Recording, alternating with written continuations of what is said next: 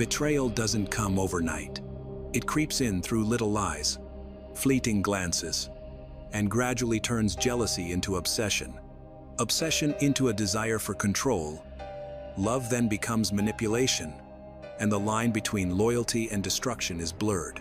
By September 2023, it all explodes into a nightmare that shakes the entire community. 4 members of an innocent family are murdered, but the truth that follows is even more terrifying. A sick psychological game where every action is choreographed, and every life is just a pawn on a deadly chessboard.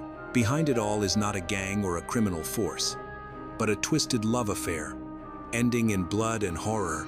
Watch until the end, because this story will show how a seemingly harmless love affair turns into a nightmare no one could have imagined.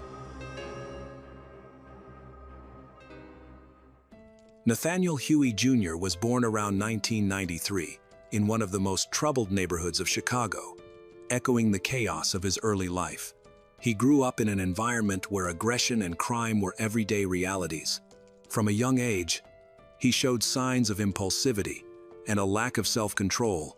In school, he often got into fights, clashed with teachers, and showed little interest in learning. The first time he got into trouble with the law was as a teenager, when he was arrested for participating in a robbery.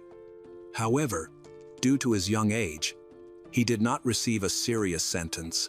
He quickly realized that the world of crime was not only exciting but also profitable, which led him to delve into more serious crimes. In 2016, Nathaniel was arrested for assault, and the following year, he was apprehended again for driving under the influence. However, his true fascination lay with firearms.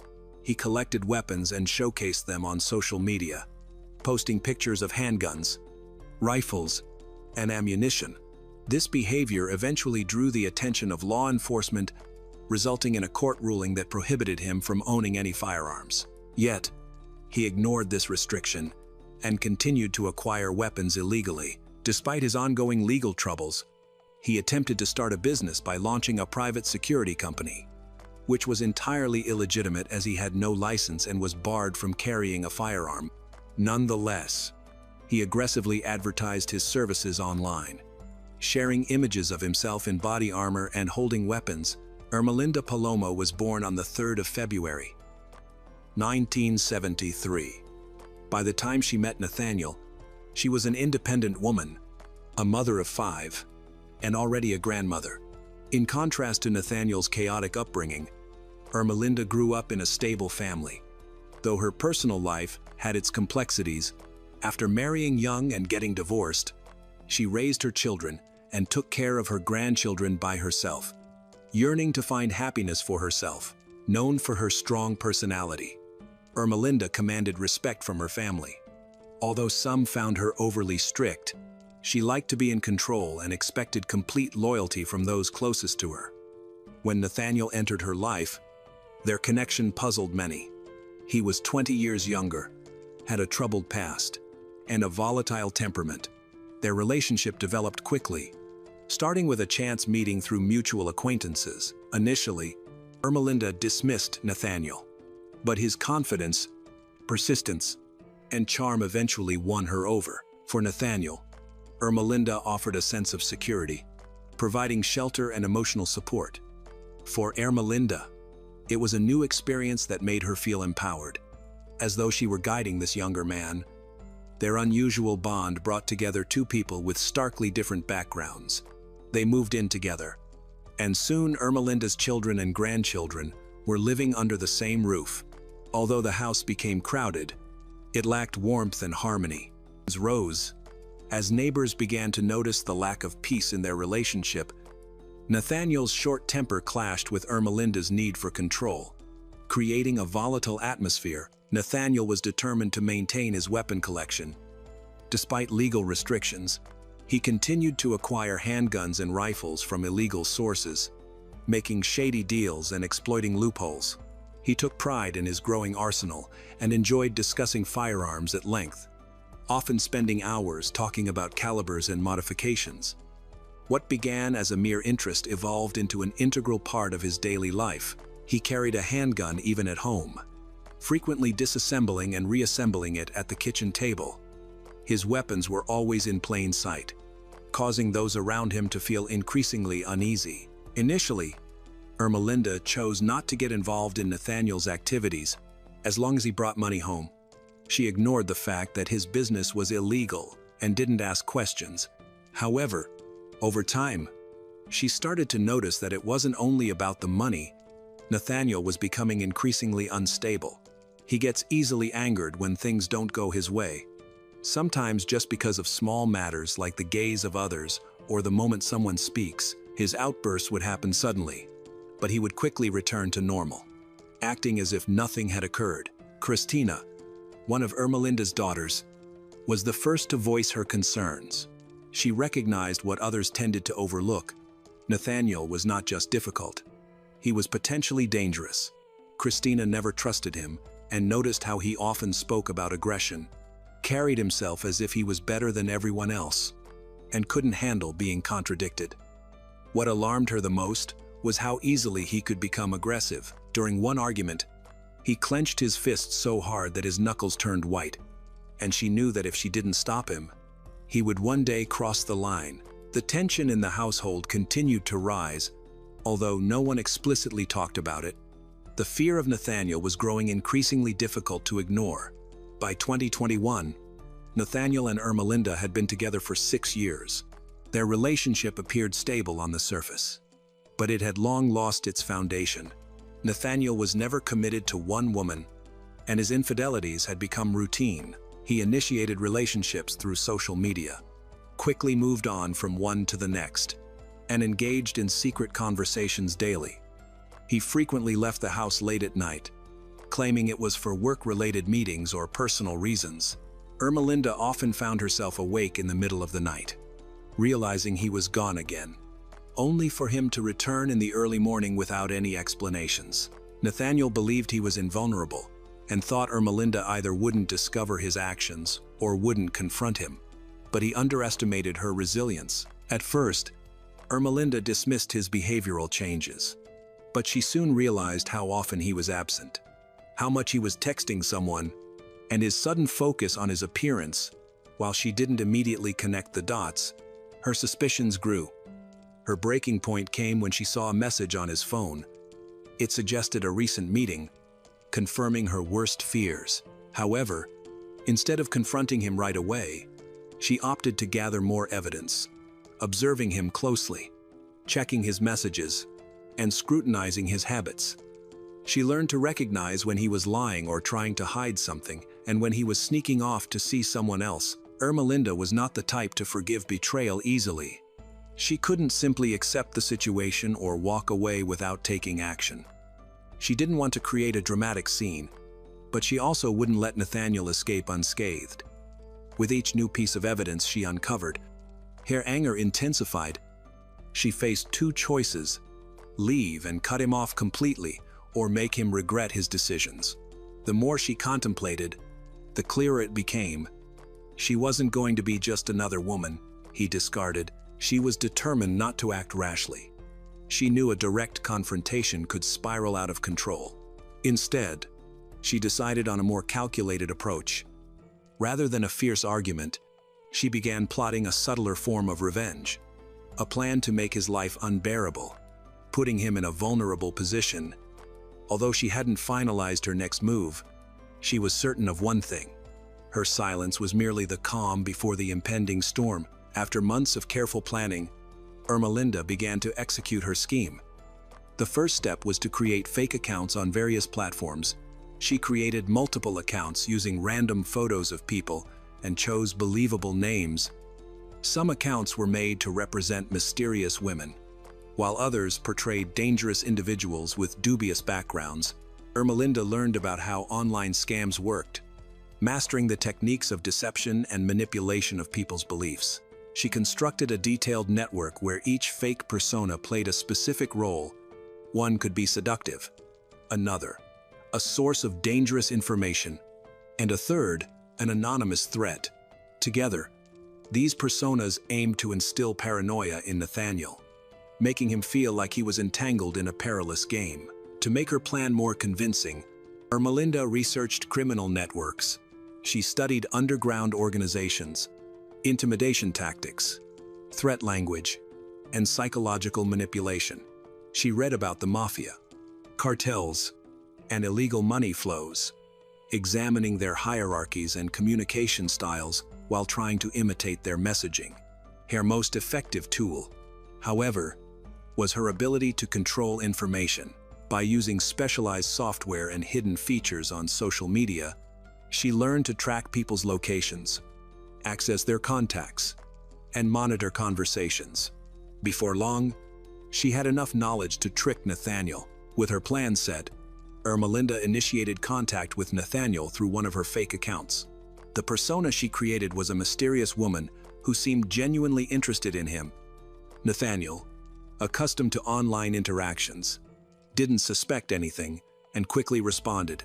However, unlike his usual experiences, this conversation took an unexpected turn. After a few days of casual chatting, Ermelinda, disguised as her fictitious character, began dropping hints about his past, making him uncomfortable with specific details. She then escalated the psychological manipulation by sending him a message with his real-time location. This initial scare was just the beginning, but it was enough to make Nathaniel uneasy. Ermelinda had achieved her first success. He was frightened, and she was just getting started. Seeing that Nathaniel was growing nervous, Ermelinda intensified her strategy by creating even more fake accounts.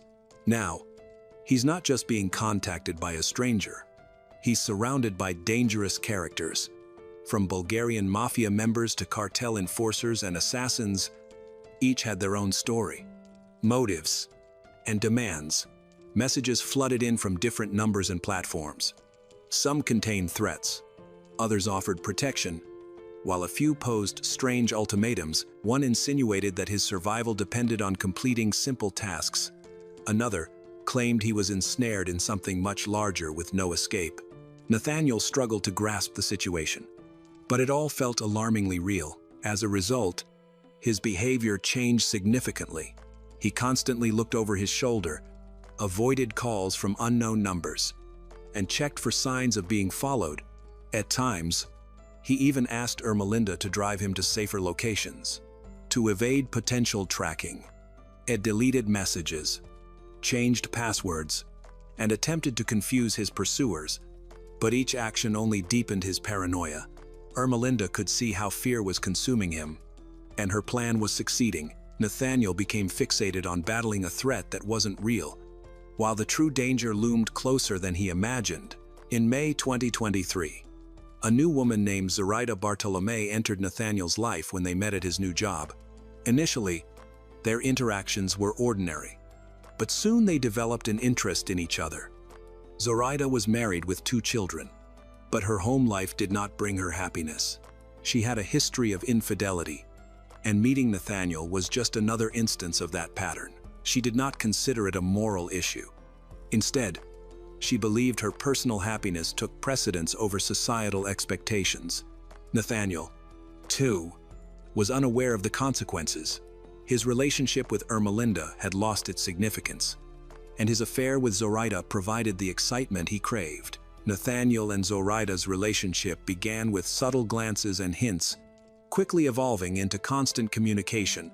Ermelinda had been monitoring Nathaniel for a while and noticed his growing connection with Zoraida. Initially, she dismissed it, as Nathaniel's brief romances were nothing new to her. However, she soon realized this relationship was different. His messages to Zoraida shifted from light banter to declarations of love and dreams of a future together. As she read their messages, Ermelinda felt humiliated. All her intricate schemes to control Nathaniel had failed. Despite her efforts to instill fear in him, he was living his life and seemed unaware of her manipulations. This perceived betrayal felt like a direct insult to her power. Ermelinda decided she could no longer be passive. It was time for her to retaliate. She intensified her psychological tactics, introducing new, more threatening elements. She fabricated mafia threats, telling Nathaniel he was in serious danger and needed to end things with Zoraida immediately. However, Nathaniel was undeterred. After enduring months of fear, he felt numb and was now more committed to Zoraida than ever. For the first time, he wasn't just concealing his affair, he was fighting for it. Ermelinda shifted her strategy. She realized that in order to bring Nathaniel down, she couldn't just target him, but also had to put pressure on Zoraida. First, she began by instilling fear in Alberto, Zoraida's husband. Using fake accounts, she sent cryptic messages that hinted at Zoraida's infidelity, along with suspicious photos. When that failed to create the desired effect, she resorted to direct threats. Alberto received anonymous letters warning him that his family was in danger and that harm could come to his loved ones. Ermelinda knew this fear would drive him to act. Initially, Alberto tried to disregard the threats, but soon anxiety took over. He had no idea who was behind it, but it was clear the issue extended beyond marital troubles. Ermelinda had succeeded. Tension was rising in Zoraida's home, and fear influenced their choices. However, Nathaniel was not completely devastated yet. Despite the anxious thoughts that Ermelinda stirred up and the pressure from fabricated criminal organizations, he remained steadfast by Zoraida's side. Ermelinda saw an opportunity to exploit his trust. She revealed that she was aware of Zoraida and began to spin a new narrative, convincing Nathaniel that Zoraida was not who she claimed to be. Ermelinda persuaded Nathaniel that Zoraida was actually involved with the mafia. She fabricated enough credible information to make him believe this lie. She sent him messages from various informants suggesting that Zoraida had been manipulating him and that Zoraida's presence in his life was suspicious. She crafted this deception meticulously, leading Nathaniel to believe he had no choice but to accept it. He began to connect various dots. This explained the mafia's knowledge about him, the surveillance he faced, and Zoraida's lack of fear regarding the threats. Ermelinda did not stop there. She demanded proof of Nathaniel's loyalty. He needed to demonstrate that he would not betray those who had supposedly saved him from danger. Conversations about handling Zoraida and her family began to take a more direct turn. The message was clear. There was no other choice. Exhausted and overwhelmed, Nathaniel finally acquiesced to Ermelinda's control. He no longer questioned the reality of the situation. Ermelinda had won. He was willing to do whatever it took to prove his loyalty. Believing there was no fear or regret in fulfilling what he thought was a necessary task, he started planning the crime with the same meticulousness he had once applied to his illicit business. The first step was to surveil Zoraida. He studied her schedule, noting when she was home and who was with her. He paid special attention to times when her husband and family might be in danger. Nathaniel carefully studied the entrances of the house, planned escape routes, and spent days monitoring Zoraida's movements to memorize every detail. Simultaneously, he collected supplies. Although he already had some weapons, he required additional items, such as new clothes, gloves, bags, tape, and a flashlight. He went shopping with Ermelinda, who stayed in the background to avoid raising suspicion. They approached each step as if they were preparing for a critical mission, with Ermelinda acting as his advisor, guiding Nathaniel and reinforcing his belief that he had to execute the plan flawlessly. She convinced him that this was the only option available. By the time he was prepared, he had stopped contemplating the consequences and thought he was simply doing what was necessary. The decision was made. All that remained was to act. On the designated night of September 16, 2023, their plan was set to unfold. Ermelinda appeared calm, as if unaware of what was happening. Later that night, they drove to Zoraida's house. With Ermelinda driving nonchalantly like it was an ordinary errand, she inquired a few times about the purpose of their visit, but Nathaniel didn't respond.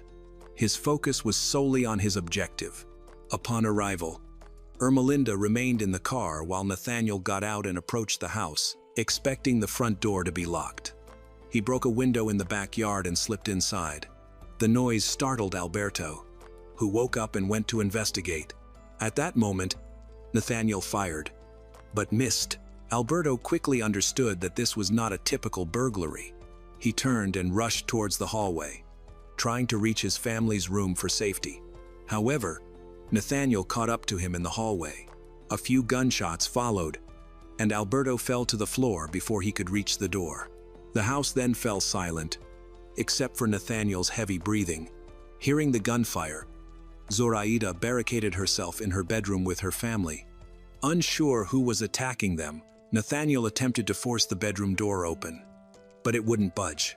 He took aim at the lock and shot it, the bullet striking Zoraida and causing her to stop moving. He then shot and killed her 2 children, Adriel, 9, and Diego, 7.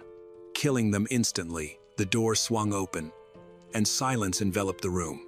Neighbors only heard muffled sounds. It was all over in a matter of minutes. Nathaniel inspected the house, tossing furniture around to simulate a robbery, and creating the appearance of a struggle. Afterwards, he returned to the car where Ermelinda waited. She didn't ask about the outcome. They simply drove away, leaving devastation behind. For a moment, silence hung over Zoraida's home, but it didn't last. Alarmed neighbors, disturbed by the gunfire and broken glass, quickly called the authorities. Reporting the incident around 4:00 a.m., officers arrived within minutes. Upon entering, they noticed signs of forced entry, and it was evident that this was a deliberate crime rather than a random act of violence. Nathaniel's first mistake was not creating a convincing enough fake of the robbery. Although items were scattered, nothing of value was missing, indicating a planned attack rather than a burglary. The disarray did little to convince investigators that theft was the motive. More critically, it didn't take long for the police to link the crime to someone with a strong motive. By morning, detectives had begun to investigate Zoraida's personal connections. Many at work knew about her affair with Nathaniel, with colleagues describing their relationship as more than just casual. They had discussed a future together, and soon, Nathaniel's name became central to the investigation. As detectives delved into Nathaniel's background, they uncovered a lengthy record of offenses, illegal activities, and a significant obsession with weapons. The evidence overwhelmingly pointed to him. While the police collected information, Ermelinda continued her manipulation. She messaged Nathaniel, pretending to be part of the mafia, assuring him that everything was going according to plan. She created a false sense of security, convincing him that as long as he followed her directions, he would be safe. She made sure he believed that the authorities would never be able to prove his involvement. The investigation advanced quickly, and detectives started looking into Nathaniel's recent activities, uncovering several inconsistencies. Upon reviewing his calls and messages, they discovered that he had received numerous threats in the past few months, not from established criminal organizations, but from new anonymous accounts.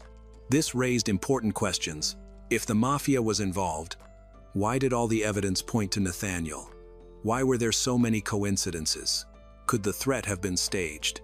These uncertainties marked a shift in the investigation, leading detectives to suspect that there was more to the case than just gang-related crime. As the investigation approached its conclusion, Nathaniel felt the pressure mounting. He realized that the police were closing in on him, and that arrest was imminent. His panic intensified when he noticed he was being followed. He tried to reassure himself that the mafia would protect him, but deep down, he knew that wasn't true. Desperate, he reached out to his mother. They met in a secluded location. Away from anyone who might overhear, he explained that he was in danger, facing serious accusations, and needed to disappear. However, instead of offering help, she showed fear and hesitation, recognizing that assisting him would involve her in the crime. For a few days, Nathaniel tried to hide, but surveillance cameras caught him at a grocery store with Ermelinda. Once the police confirmed their location, a chase ensued. Patrol cars surrounded the area, but Nathaniel and Ermelinda managed to get onto the highway. He was driving while she sat beside him, calmly observing the chaos. The critical question was who was really in control. Nathaniel thought he was. But everything was unfolding according to Ermelinda's plan. The police pursued them for miles, but Nathaniel had no intention of stopping. He tightened his grip on the steering wheel, speeding through traffic. He was overcome with fear as he tried to escape. Ermelinda remained eerily calm beside him, never asking him to stop or pleading for him to give up.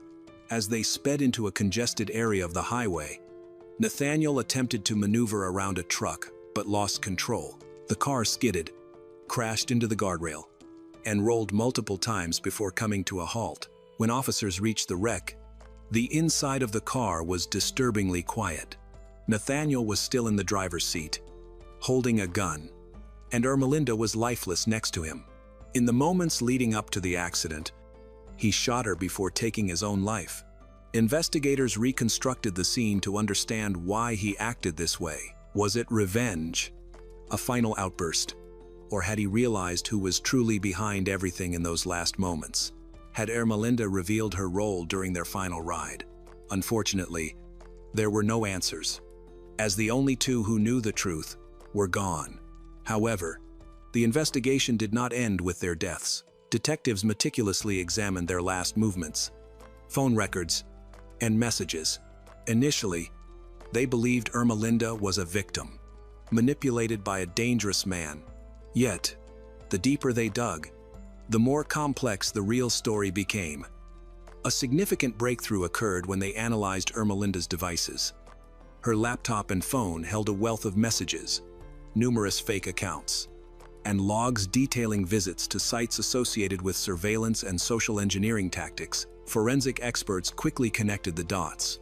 Ermelinda had orchestrated the entire facade of threats to convince Nathaniel he was being pursued by a criminal organization. Even more incriminating were her messages, where she directed his actions, leading him toward a predetermined conclusion. Logs, records, IP addresses, and chat histories all indicated that she was the mastermind behind the scheme. She didn't merely exploit Nathaniel's fears. She meticulously guided him down a path of ruin. The recovered files revealed that this manipulation had been ongoing for over a year. Not just weeks. This was no emotional breakdown or crime of passion. It was a carefully planned strategy. She had studied psychological manipulation, researched surveillance methods, and tested ways to control someone's mind. When the truth emerged, the case transformed completely. What initially appeared to be jealousy revealed itself as a chilling psychological game, with Ermelinda as the true mastermind. Ironically, her own lies led to her destruction. She tried to control everything until the end, but ultimately, she became a victim of the illusion she created. She manipulated Nathaniel into committing crimes, made him believe in a false reality, and in the end, he turned against her. Although the case was officially closed, many questions remained. Did Nathaniel realize the truth before it was too late? Or did he die still, thinking he was just a pawn in a non-existent conflict? There were no clear answers, only the stark reality that the most dangerous weapon is not a bullet or knife, but a lie strong enough to destroy someone from within. Phoenix, Arizona, USA, while often seen as a dry wasteland, actually has a long system of canals with dedicated bike paths. Locals often use these paths for recreation, cycling, and daily commuting. However, there was a time when a series of scary events occurred here, giving the area a bad reputation. On November 8, 1992, 22 years old Angela Brasso, who had recently moved to Phoenix, decided to take advantage of the pleasant weather with a bike ride for some exercise. Angela was an active, goal-oriented young woman who routinely stayed fit by biking or running. She lived with her boyfriend, Joe, and was settling into her new life in the city. That evening, around 7 p.m., Angela left their apartment while Joe stayed behind, planning to bake her a special anniversary cake. Her bike rides usually lasted less than an hour, but this time, she did not return. As hours passed, Joe grew increasingly anxious. With cell phones not yet in widespread use in 1992, he had no way to contact her.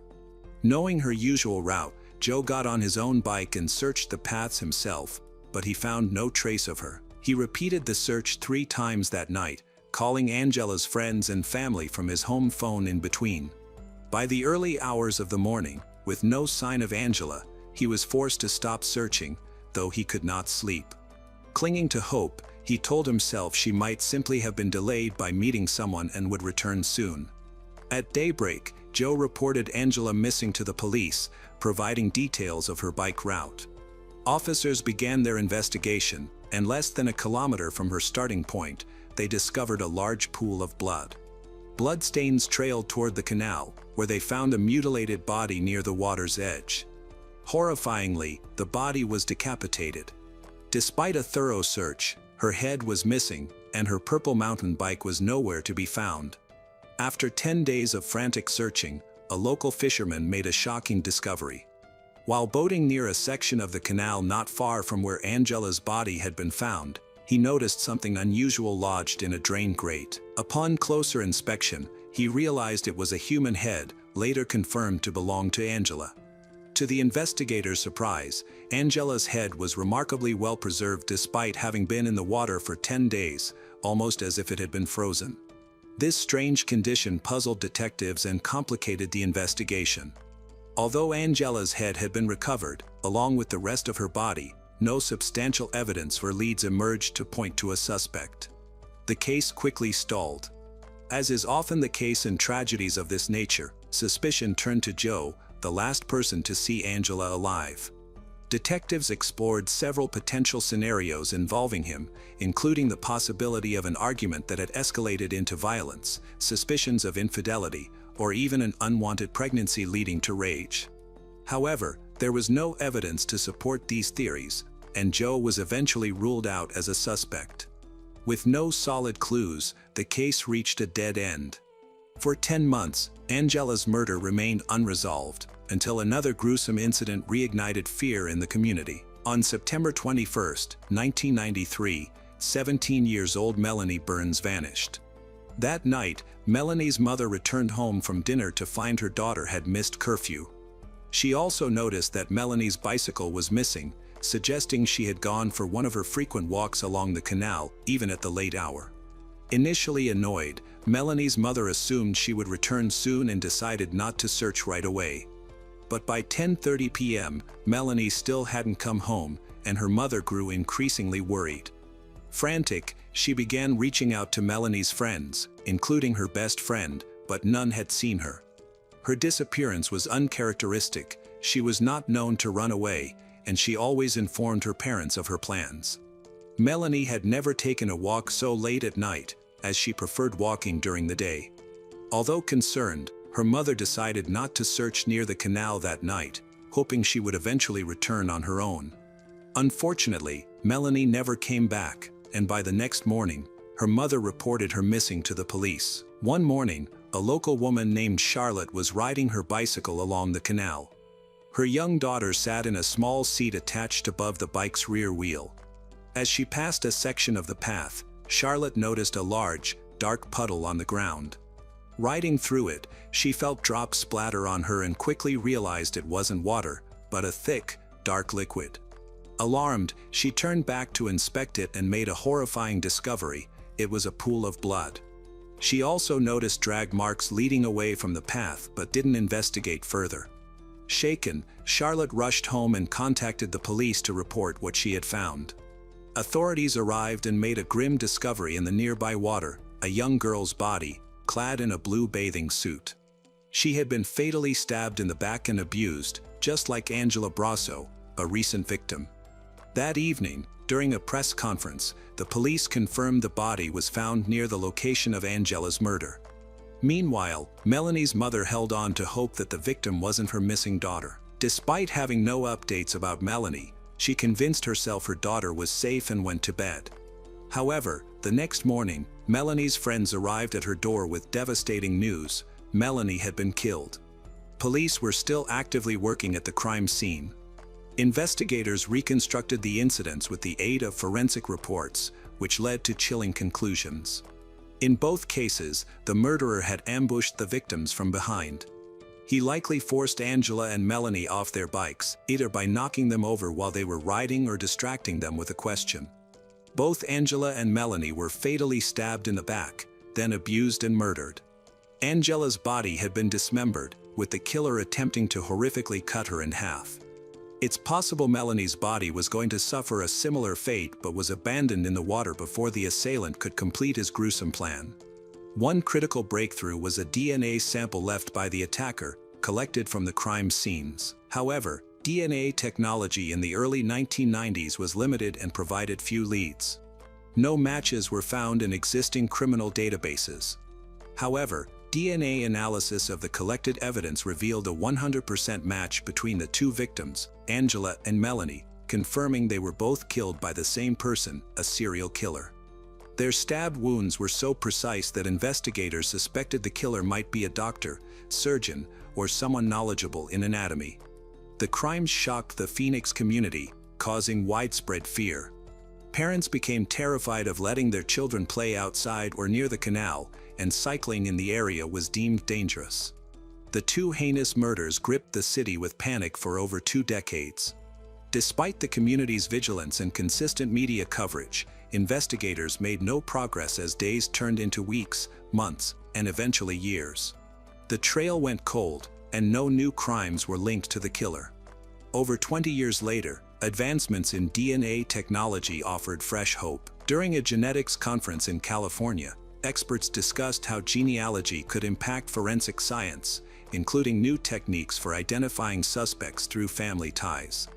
A company representative suggested analyzing the DNA evidence from Angela and Melanie's cases using genealogical databases, sparking immediate interest. Investigators sent the stored DNA evidence to specialized labs for testing. Soon, 6 matches under the surname Miller appeared in public family databases. While Miller was a common name in the United States, the development provided the most significant lead in years.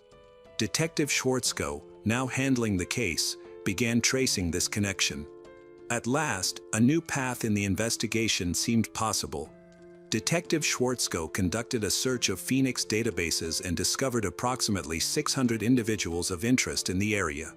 Reviewing each profile took significant time.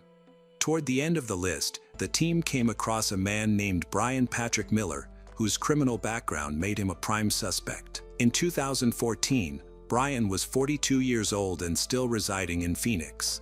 His history was particularly troubling. Long before the murders of 2 Canadian women in May of 1989, Brian had already drawn the attention of law enforcement. At just 16 years old, he committed a shocking crime. At the time, a 24-year-old woman named Celeste Bentley was on her way to work. She unknowingly shared a bus ride with Brian, a stranger who happened to get off at the same stop. As she walked toward the store where she worked as a saleswoman, Brian suddenly attacked her from behind, injuring her and then fleeing the scene. Initially, Celeste thought she'd been punched, but after touching her back, she discovered blood on her hands. Terrified, she screamed and managed to reach her workplace, where a colleague called for help. Fortunately, she was not seriously injured and was rushed to the hospital in an ambulance within 30 minutes. That same day, police informed her that a suspect had been arrested. She identified Brian, who was subsequently charged with aggravated assault. Doctors treating Celeste explained that if Brian's attack had been stronger, her injuries could have been fatal. Brian was found guilty and sentenced to juvenile detention, where he remained until the age of 18. Brian's troubled life began in Hawaii. His father passed away in a motorcycle accident when he was still a preschooler. Several years later, Brian and his mother, Helen, moved to Phoenix, where she worked tirelessly to provide for them. Often left unattended, Brian began displaying disturbing behavior. Unbeknownst to Helen, her son harbored a dark side. While Brian was incarcerated, Helen discovered his diary. Within its pages, he described a horrifying plan to kidnap a girl, bind her, and dispose of her body.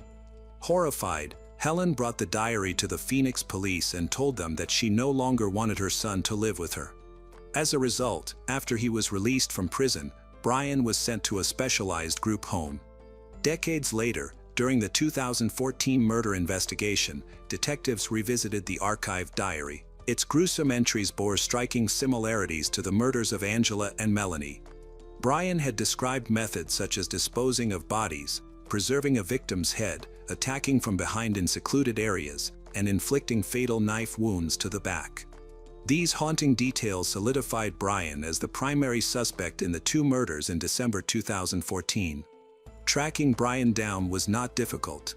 He was still living in Phoenix and had become somewhat of a local celebrity, known as the Zombie Hunter. He frequently participated in parades and festivals dressed in a steampunk-inspired costume, featuring a long coat, glasses, a mask, and a large fake Gatling gun. He also owned an old police car customized with chains, blood splatters, spikes, and the word Zombie Hunter painted on the sides. This alter ego, which portrayed him as a hero fighting evil, earned him a significant fan following, even among police officers. At events, fans often lined up to take photos with him. However, the question remained, could Brian, this seemingly quiet man who played the role of a hero, actually be the killer responsible for the deaths of two young women, Angela and Melanie? To confirm their suspicions, investigators needed a DNA sample. Detectives began closely monitoring Brian, who at the time worked at an Amazon warehouse. Every day, he parked his customized zombie mobile in the same spot and spent his breaks sitting inside, listening to loud music. During one of his breaks, a detective approached him under the guise of offering him a job. The detective posed as a security consultant, claiming he owned a warehouse frequently targeted by thieves and needed a security guard.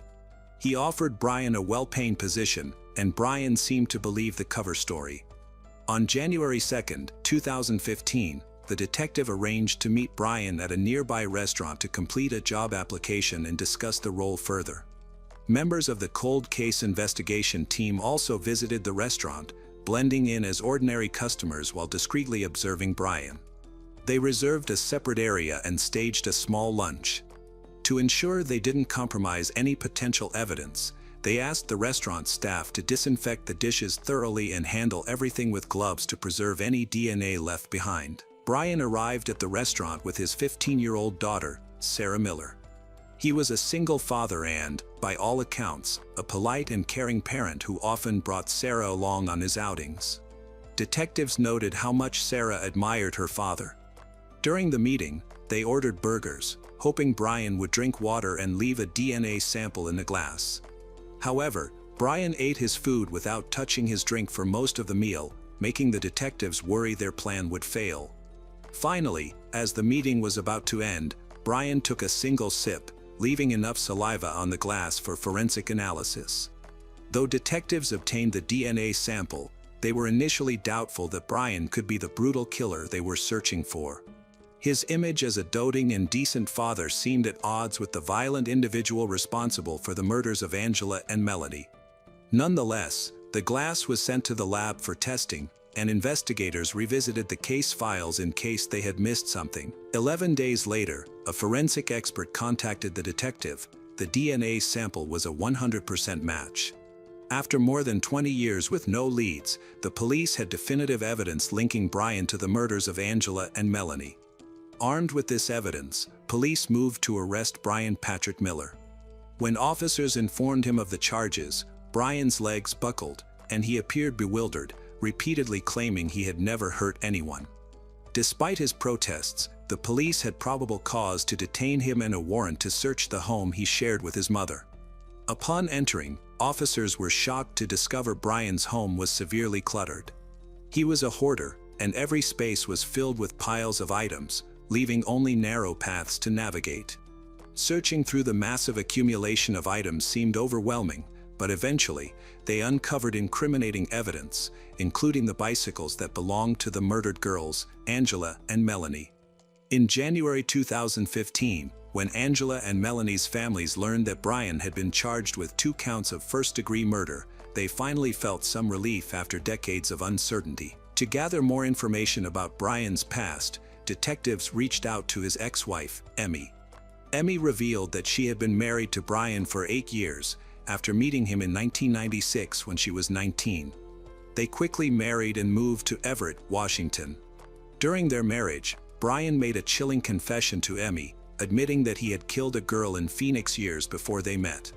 Emmy said she did not report the incident to the police because she wanted to be a supportive wife and because she was too afraid of his temper.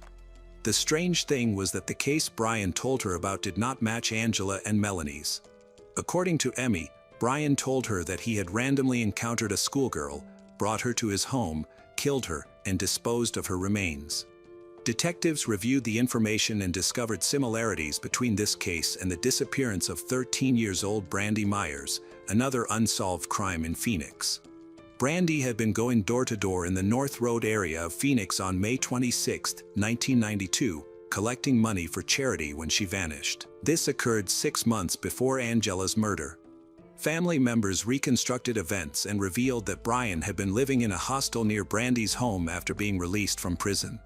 The route Brandy took to and from school would have brought her past Brian's residence regularly. On the day she disappeared, she planned to visit several houses to collect donations but never returned home. Despite extensive searches, her body was never located. According to Brian's ex-wife Emmy, he admitted to killing Brandy, disposing of her body, and discarding the remains in a landfill.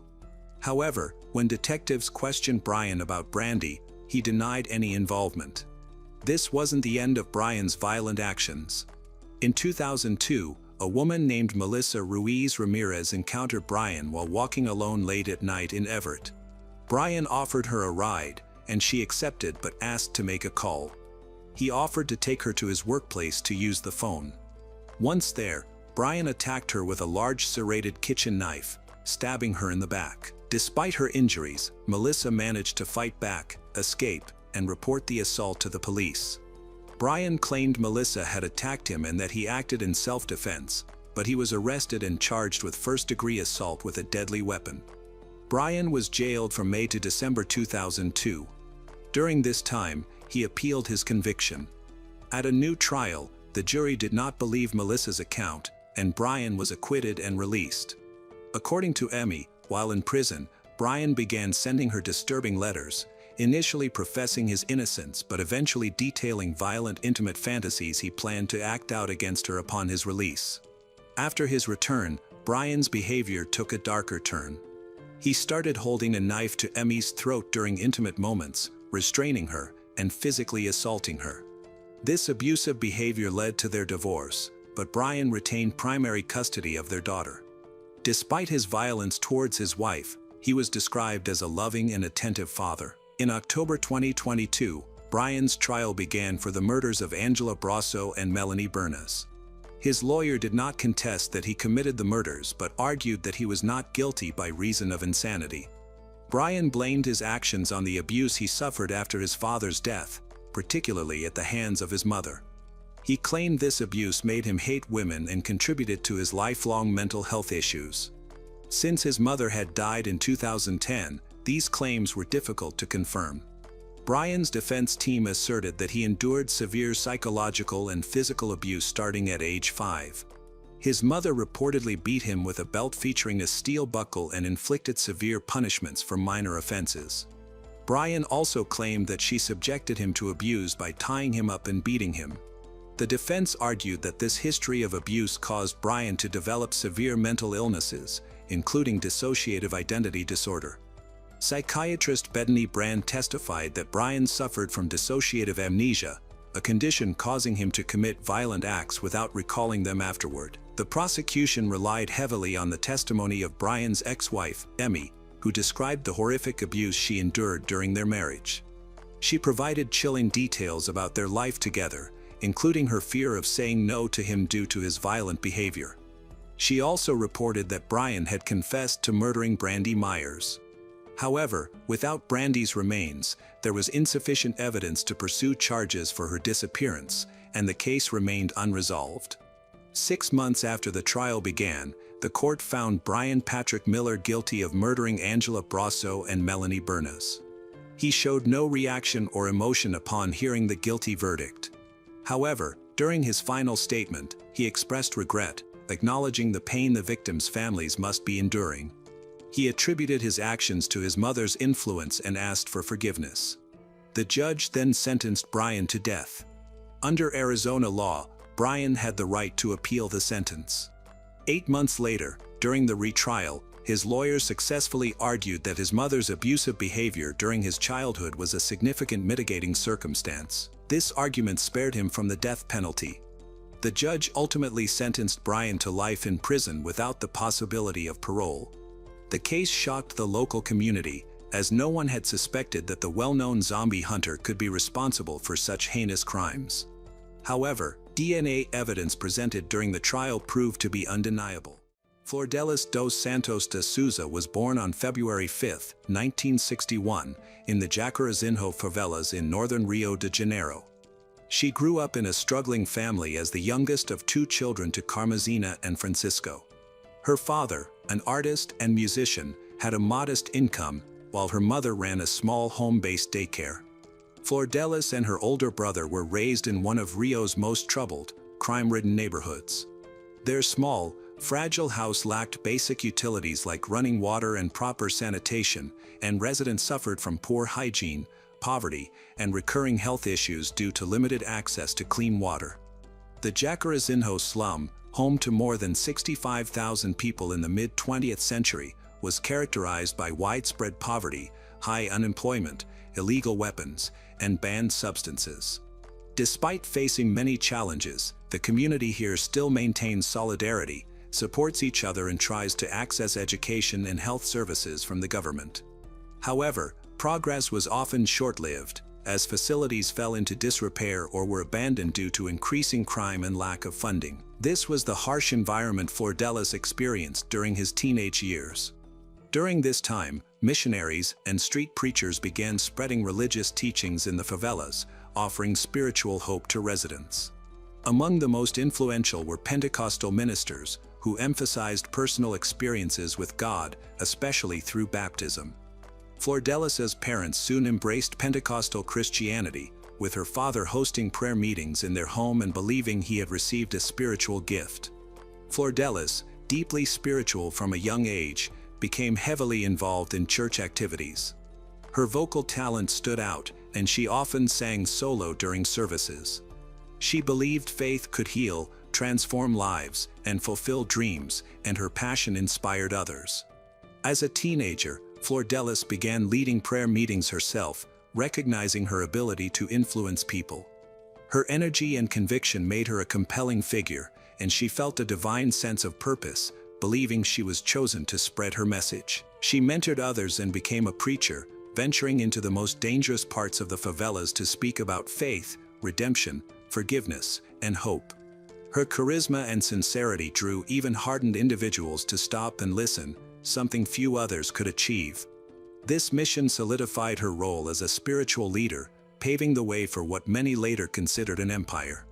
As she grew up, Flordelis became a spiritually influential figure, starting her career in the field of spirituality. She became famous worldwide and was called the Mother of the Nation. However, this image collapsed when investigations revealed a darker side of her life. Beneath her public persona, authorities uncovered financial schemes, chaotic personal relationships, alleged violent plots, and teenage bodyguards loyal to her every word. This hidden reality dismantled her once-admired reputation and exposed a complex, controversial figure. At just 14, Flordelis faced a crushing tragedy.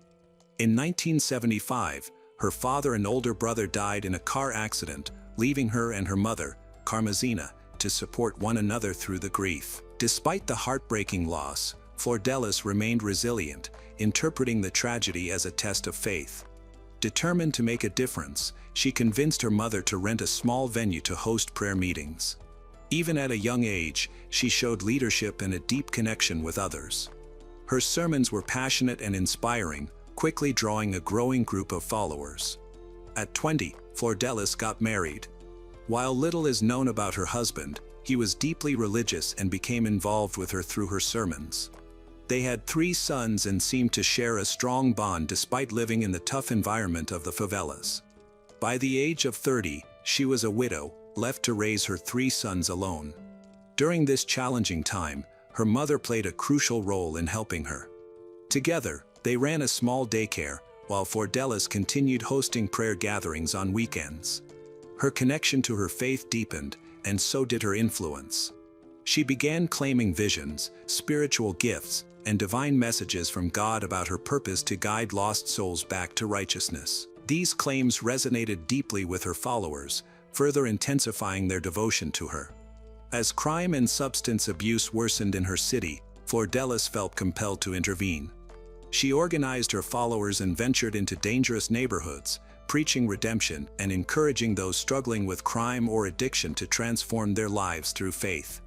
She focused especially on teenagers and young adults, believing they were more likely to be saved and steered away from crime. Her compassionate yet persuasive approach often succeeded, and her ability to connect with the youth became a hallmark of her work. Flordelis would frequently share stories of her fearless encounters, which solidified her reputation. In one account, she was encircled by a street gang but remained calm, telling them that her fate was in God's hands. Impressed by her bravery, they let her go unharmed. Stories like these fueled her followers' belief that she was more than just a preacher. They began to see her as a prophet, someone sent by God to lead souls to salvation. Encouraged by the glowing admiration of her followers, Flordelis began expanding her outreach. In the early 1990s, she established a shelter for teenagers and young adults, offering a safe haven, food, and support to anyone in need. On the surface, her work appeared noble and only solidified her respected position in the community. However, it soon became clear that many of the minors living under her care were not homeless or abandoned. Some had families but chose to leave due to strained relationships or personal conflicts. Flordelis rarely asked questions about their pasts, welcoming anyone who sought refuge. Flordelis did not legally adopt the teenagers who lived in her home. Instead, she allowed them to stay for as long as they wished. Although this arrangement was unconventional, child welfare authorities ignored it for a long time. Her household operated without strict rules or schedules, and people were free to come and go. Word spread among young people that living with Flordelis was like a dream come true, which led many to move in. This caused tension with the families of those who left to join her, but her congregation and supporters praised her as a savior. For Flordelis, the priority was ensuring that the young people in her home felt happy and safe. She provided them with emotional stability, security, and hope for a better future. Many of the young people she took in chose to be baptized under her guidance and embraced her faith. Her home became crowded, filled with people of all ages, backgrounds, and neighborhoods, including favelas across the city, yet no one seemed to complain. In 1992, Anderson do Carmo, a 15 years old from a troubled background, joined Flordelis's household during a difficult time in his life. He quickly became one of her favorites, evidenced by the special attention she showed him. Others observed that Anderson, who was tall, athletic, and striking, appeared to be romantically linked to Flordelis's older daughter, Simone. The two spent a lot of time together and were believed to be a couple, but events soon took an unexpected turn. When Anderson turned 18, he and Flordelis openly began a romantic relationship. Less than a year later, they made their relationship official, despite Flordelis being 16 years older than him. Their age difference stirred some controversy, with rumors circulating that their romance may have started while Anderson was still underage, rumors that neither confirmed nor denied. Despite the gossip, they appeared deeply committed to each other. Anderson supported her completely, and together they started a church. Although they did not have biological children, they co-managed the group home that Flordelis had established. About a year after they formalized their relationship, a woman approached Flordelis during a sermon, tearfully confessing that she had abandoned her newborn in a favela due to her inability to care for the child. Flordelis accompanied the woman to retrieve the baby, whom she took in and eventually adopted legally. Shortly afterward, the same woman returned with other women who had similar stories. They brought young children, explaining that the children had been left without guardians due to unrest in the area and harsh law enforcement actions. Despite having limited space, Flordelis and Anderson welcomed them all into their home. News of their compassion spread, leading to media coverage that celebrated Flordelis as a warm-hearted preacher caring for a growing number of rescued children. Flordelis's story captured public attention far beyond Brazil, appearing in international news outlets, television programs, and newspapers. While she became a symbol of charity, government agencies began scrutinizing her household. It was revealed that Flordelis lacked legal custody of most of the children and did not have the financial resources to fully support them all. Additionally, her home operated without much oversight or structure, and residents were allowed to come and go as they pleased. When the story became public, It triggered a massive scandal. Authorities opened a criminal investigation against Flordelis, accusing her of harboring minors and claiming she unlawfully kept children in her care. As mentioned earlier, many of these children had families who began demanding justice, pressing for her prosecution.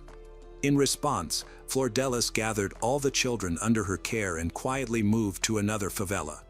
However, this relocation did not stop the legal proceedings. Flordelis announced plans to hold a press conference, stating she wanted a public platform to explain her side of the story and defend herself. Media outlets scrambled to cover the event, eager to hear from the controversial figure. At the press conference, Flordelis stated she was unafraid of standing trial, maintaining that she had done nothing illegal. She also mentioned plans to appeal to the United Nations for support. Her passionate speech resonated with many, leading to public support and a renewed status as a national figure. She eventually gained legal custody of several of the children in her care. Business leaders stepped in to assist her, helping her purchase a spacious, well-equipped home that could house over 50 teens. The property included a multi-car garage, which she converted into a worship space. Her home-based church services soon became a profitable venture. Flordelis and her husband, Anderson, introduced tithing by asking their followers to donate 10% of their income. The growing publicity around her name attracted numerous sponsors and charitable organizations. With their help, she established her first official church on the site of an old tram depot. Her sermons began drawing crowds of more than 5,000 people daily, but her singing most captivated the audience. Realizing the potential to expand her influence, Flordelis launched a music career. In 1998, she released her debut album, followed by 8 more studio albums, 1 live album, and a video album. In 2002, she gained further recognition when one of Brazil's most popular TV programs honored her live on air. She was awarded the title Mother of the Nation for her dedication to helping underprivileged youth, solidifying her celebrity status. Soon after, a Brazilian filmmaker approached her about making a documentary about her life, highlighting her religious work and community involvement. The project, featuring notable actors and TV personalities, premiered at an international film festival and further enhanced her public image. It's worth noting that in the early 2000s, Flordelis unsuccessfully attempted to enter politics, running for city council and later for the mayor's office in São Gonçalo. Both campaigns ended in defeat. Her political breakthrough came in 2018 when she was elected to the Chamber of Deputies, representing Rio de Janeiro. That same year, she gained parliamentary immunity. Together with her husband, Anderson, she established 8 branches of their church and a network of merchandise stores selling products featuring her image and motivational quotes. Their religious empire grew rapidly, along with their income and influence.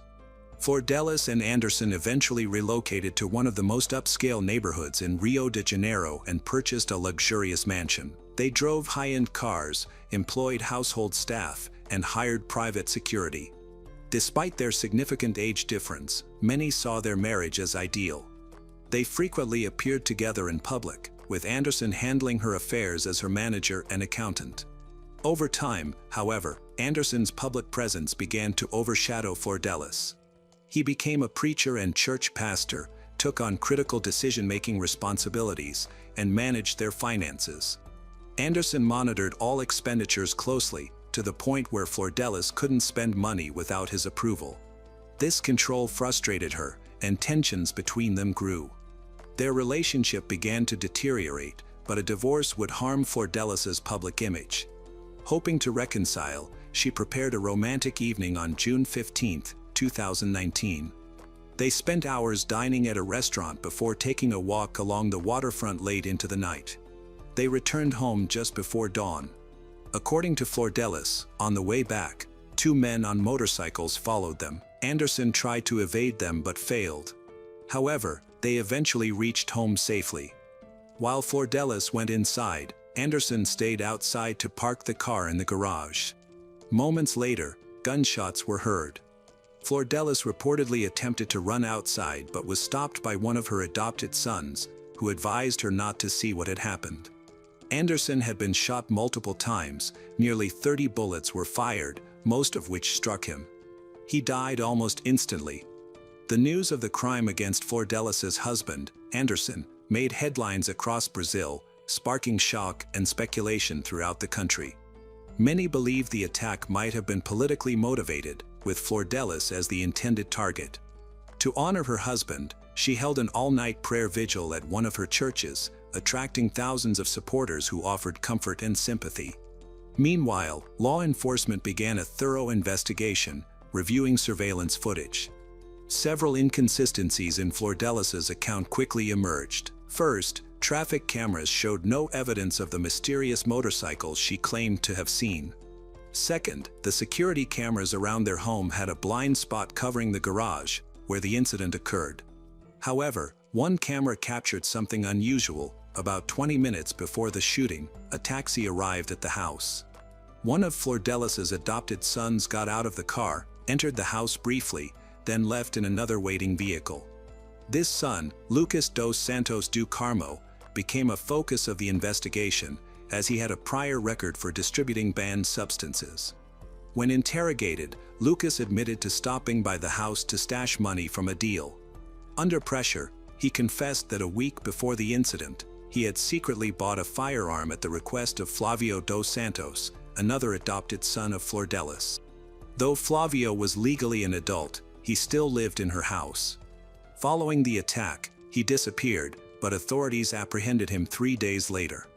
During questioning, he admitted to being involved in Anderson's murder but refused to provide further details. Police then interviewed more of Flordelis's adopted children, uncovering shocking revelations. It became evident that Flordelis was not directly involved in raising her children. Instead, a strict hierarchy existed within the household.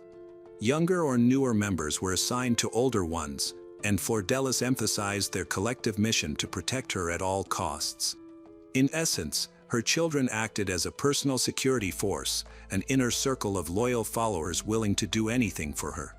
Each had specific roles, and disobedience led to severe punishment.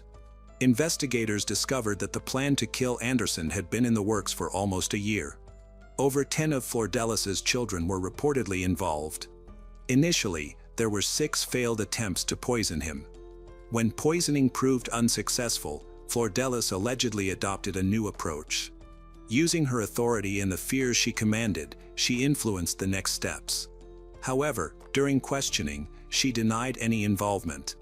As suspicion grew, she tried to shift the blame entirely onto her adopted sons, claiming she was unaware of the plan. She alleged that Anderson had been unfaithful and that her sons, after finding incriminating messages on his phone, acted on their own. But her story conflicted with consistent and detailed statements from her children. Investigators also uncovered that Flordelis had inappropriate relationships with several of her adult adopted sons, while her legal husband, Anderson, had become an obstacle in her life. Authorities arrested 6 of Flordelis's adopted sons for their involvement in the murder plot, but she could not initially be detained due to her parliamentary immunity. Nonetheless, public outrage was swift. Many of her followers abandoned her, and the religious empire she had built began to crumble, along with her reputation and influence. In 2021, Flordelis dos Santos de Souza was stripped of her immunity and brought to trial. In November 2022, she was found guilty of orchestrating the murder. The crime itself was carried out by her adopted son Flavio. Flordelis was sentenced to 50 years in prison, effectively a life sentence. Flavio dos Santos, who pulled the trigger, received a 33-year sentence, while Lucas dos Santos do Carmo, who obtained the weapon, was sentenced to 7 years. Other participants in the plot received lighter sentences. On January 17, 2020, Colin Jeffrey C.J. Haney, also known as C.J., a 16-year-old, deliberately murdered his mother and 3 younger siblings in their Grantsville, Utah home. The killings occurred over a period of 5 hours. This was not a spontaneous act or an accident, but a planned and thought-out crime that destroyed the sense of security in a town that had been homicide-free for almost 20 years. The Haney family appeared to be the perfect Mormon family, strong in their faith, close-knit, and pillars of their Grantsville community. However, appearances were deceiving. Within their home, problems were overlooked, pleas for assistance were disregarded, and a teenager was secretly planning a terrible act. In public, the Haneys represented the values that made Grantsville a desirable place to live. Consuelo Alejandra Haney, a beloved 52-year-old mother, was the heart of her family. Born in Chihuahua, Mexico, Consuelo dedicated her life to her children. Known in the neighborhood as an exceptionally talented cook, some joked she could even advise Gordon Ramsay. She also loved gardening, particularly tending to her fruit trees. She was always ready to assist members of her church and community. All three of her children were deeply loved. Alexis, 15, a freshman at Grantsville High School, possessed a quiet confidence. She excelled as the junior varsity soccer team's goalkeeper, displayed exceptional artistic talent, and played the piano beautifully. A fan of The Lord of the Rings, she even created an Iron Man sculpture that is still proudly displayed in her uncle's home. Matthew, 14, an 8th grader, was a strategic thinker who could anticipate chess moves far in advance. A passionate Star Wars enthusiast, he often quoted. He was admired by teachers and classmates for his kindness and competitive nature. Matthew made Boy Scout trips memorable with his sense of humor. Milan, 12, a 7th grader, had dreams of becoming an engineer. Despite her sweet appearance, she was known for her toughness. She played soccer and volleyball with great determination and no fear, shared her artistic talents with her sister Alexis, and often left encouraging notes around the house signed with a playful pseudonym. At birthday parties, other children eagerly anticipated her turn at the piñata, confident that her strength would break it open for them all. Colin Haney Sr., the 50-year-old father, survived the tragedy. His 24-year-old son, Danny, was away at Utah Valley University when the events occurred and was unaware of what was about to happen to his family. The children had been homeschooled for most of their lives, which led to strong sibling bonds that neighbors noted were very protective. The family had moved to Grantsville in 2010 and were seen as a model family. However, Colin Jeffrey C.J. Haney, a 16-year-old member of the Haney family, was secretly struggling. He was fighting unseen battles, and although warning signs had appeared over the previous months, his family didn't realize how serious the situation was. About 6 months before the murders, CJ switched from being homeschooled to attending public high school. While this might seem like a good change for most teenagers, a chance to make friends and have a typical school experience, it triggered a psychological breakdown in CJ. CJ's move to high school was very difficult, and his struggles worried everyone. He had anxiety, which made it hard for him to deal with normal social situations. He also had a speech problem, which made him feel even more self-conscious and reluctant to speak in class or with other students. Later, lawyers would say he had impoverished social skills, meaning he wasn't ready for the complicated social world of high school. School staff described CJ as reserved and quiet, but that didn't fully explain how isolated he felt. He had been homeschooled his whole life and was always surrounded by his family. Suddenly, he was in an environment where he felt completely alone. Neighbors noticed that CJ seemed like an easy target for bullies because he hadn't found his place at school. His home life was very different from his school life, which was upsetting. At home, CJ was close to his siblings, who always looked out for each other.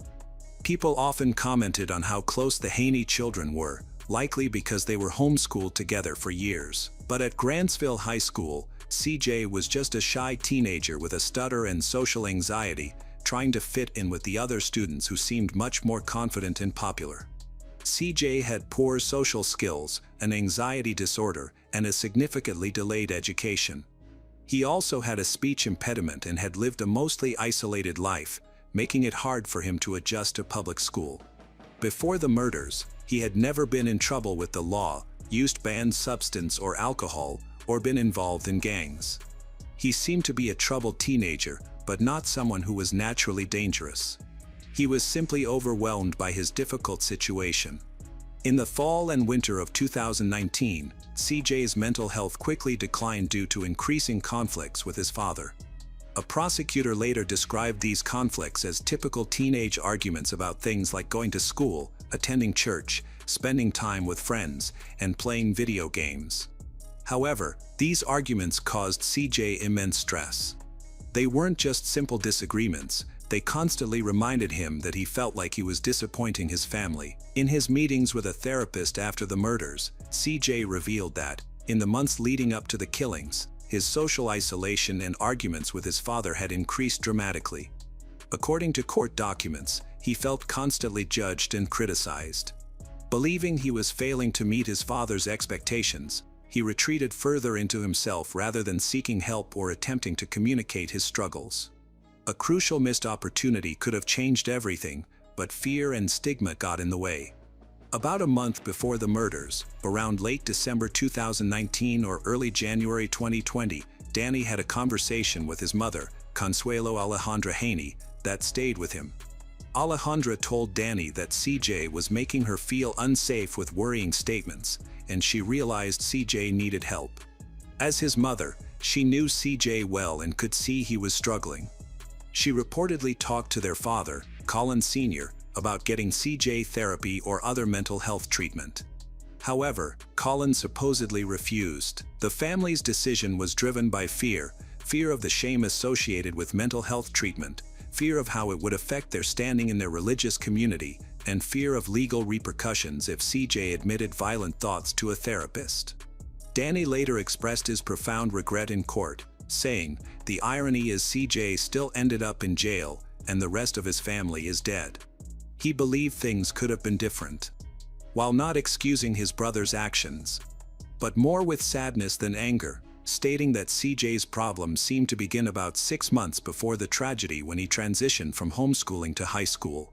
Danny added, he was not trying to excuse or justify what CJ has done. CJ knows what he did, and he support whatever sentencing happens, but Danny feel like this could have been prevented. As winter turned to January 2020, CJ spiraled deeper into isolation, rage, and distorted thinking.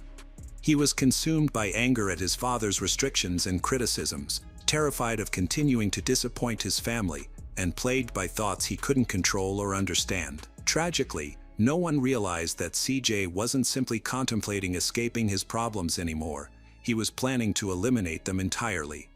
Friday, January 17, 2020, began normally for the Haney family. However, CJ had been planning for weeks to commit an act that would change everything. He intended to use his family's daily routines, specifically, who arrived home at what time, to carry out his plan. On that Friday, CJ stayed home from school, claiming to be sick. But instead of resting, he spent the morning carefully preparing to murder his family. He took 2 guns from the family's collection and hid ammunition around the house. His plan was methodical and terrifying. He would wait for each family member to return home and kill them one by one before they could find the bodies of the others.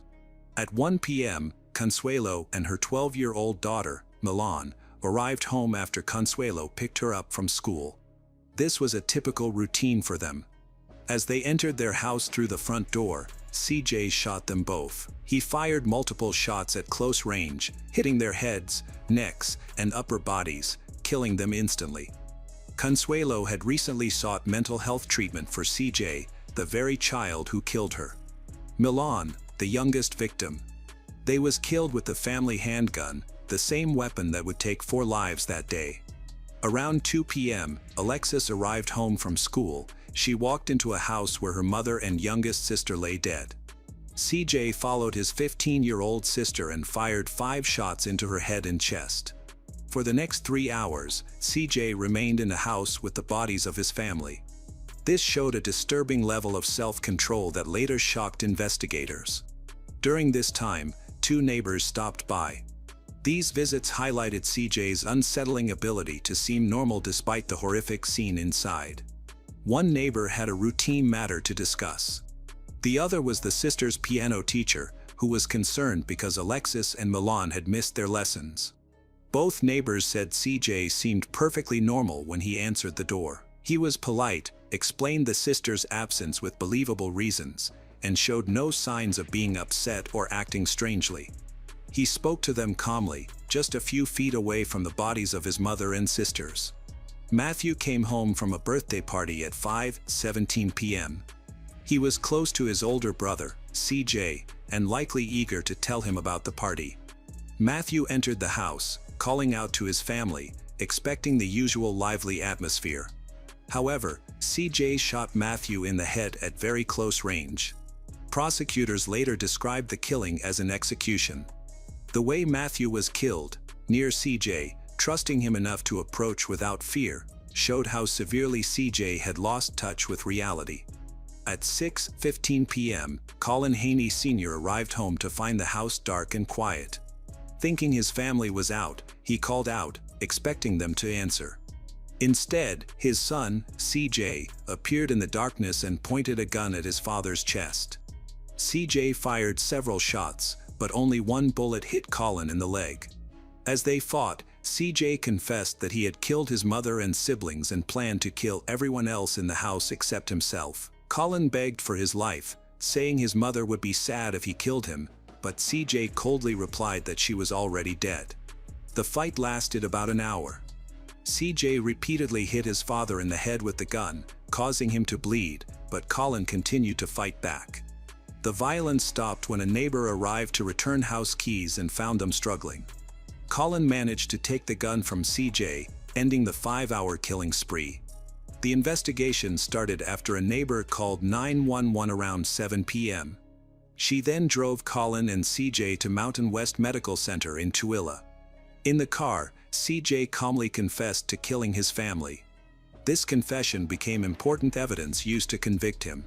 At approximately 7 p.m., Grantsville police were called to a shooting at 93 Southeast Drive. Officers arrived to find a scene that deeply disturbed them. They discovered 4 bodies inside the house. Each victim had been shot multiple times with the same family handgun. The organized nature of the crime scene led investigators to believe that the killings were planned and systematic, not a result of sudden anger or a domestic fight. The investigation faced immediate challenges, despite CJ's confession to the neighbor during the car ride to the hospital. CJ refused to speak with investigators once he was formally taken into custody. This sudden shift from confession to silence hampered efforts to determine his motive and understand the psychological factors that had led to the murders. The Utah Bureau of Forensic Services carefully analyzed a complex case that became one of the most difficult in the region's history. Investigators found multiple locations in the house where shots were fired. They also found evidence that Colin struggled with his son. Ballistics tests showed that the same family handgun was used to kill all the victims. The investigators stated that the investigation continues, and police are examining electronic devices like laptops and phones to determine a possible motive. The investigation showed how each victim was killed. Alexis was shot 5 times in the head and chest, Matthew was executed with 1 shot to the head, and Consuelo and Milan were both shot multiple times in the head, neck, and upper body. Investigators were especially disturbed by the timeline of events, pieced together from witness accounts and forensic evidence. The murders occurred over a 5-hour period. Between each killing, CJ calmly waited for the next family member to come home. During this time, he spoke normally with 2 neighbors, showing no signs of being upset, even though there were 3 dead bodies inside the house. Despite the extensive investigation, authorities never fully established CJ's motive beyond his statements about anger toward his father and fear of family rejection. CJ's mental health profile indicated a high risk for violence due to a combination of factors.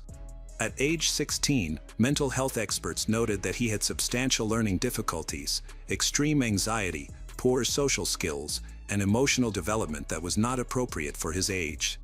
These issues, combined with his isolation and troubled family life, made him particularly vulnerable and unable to handle typical teenage pressures.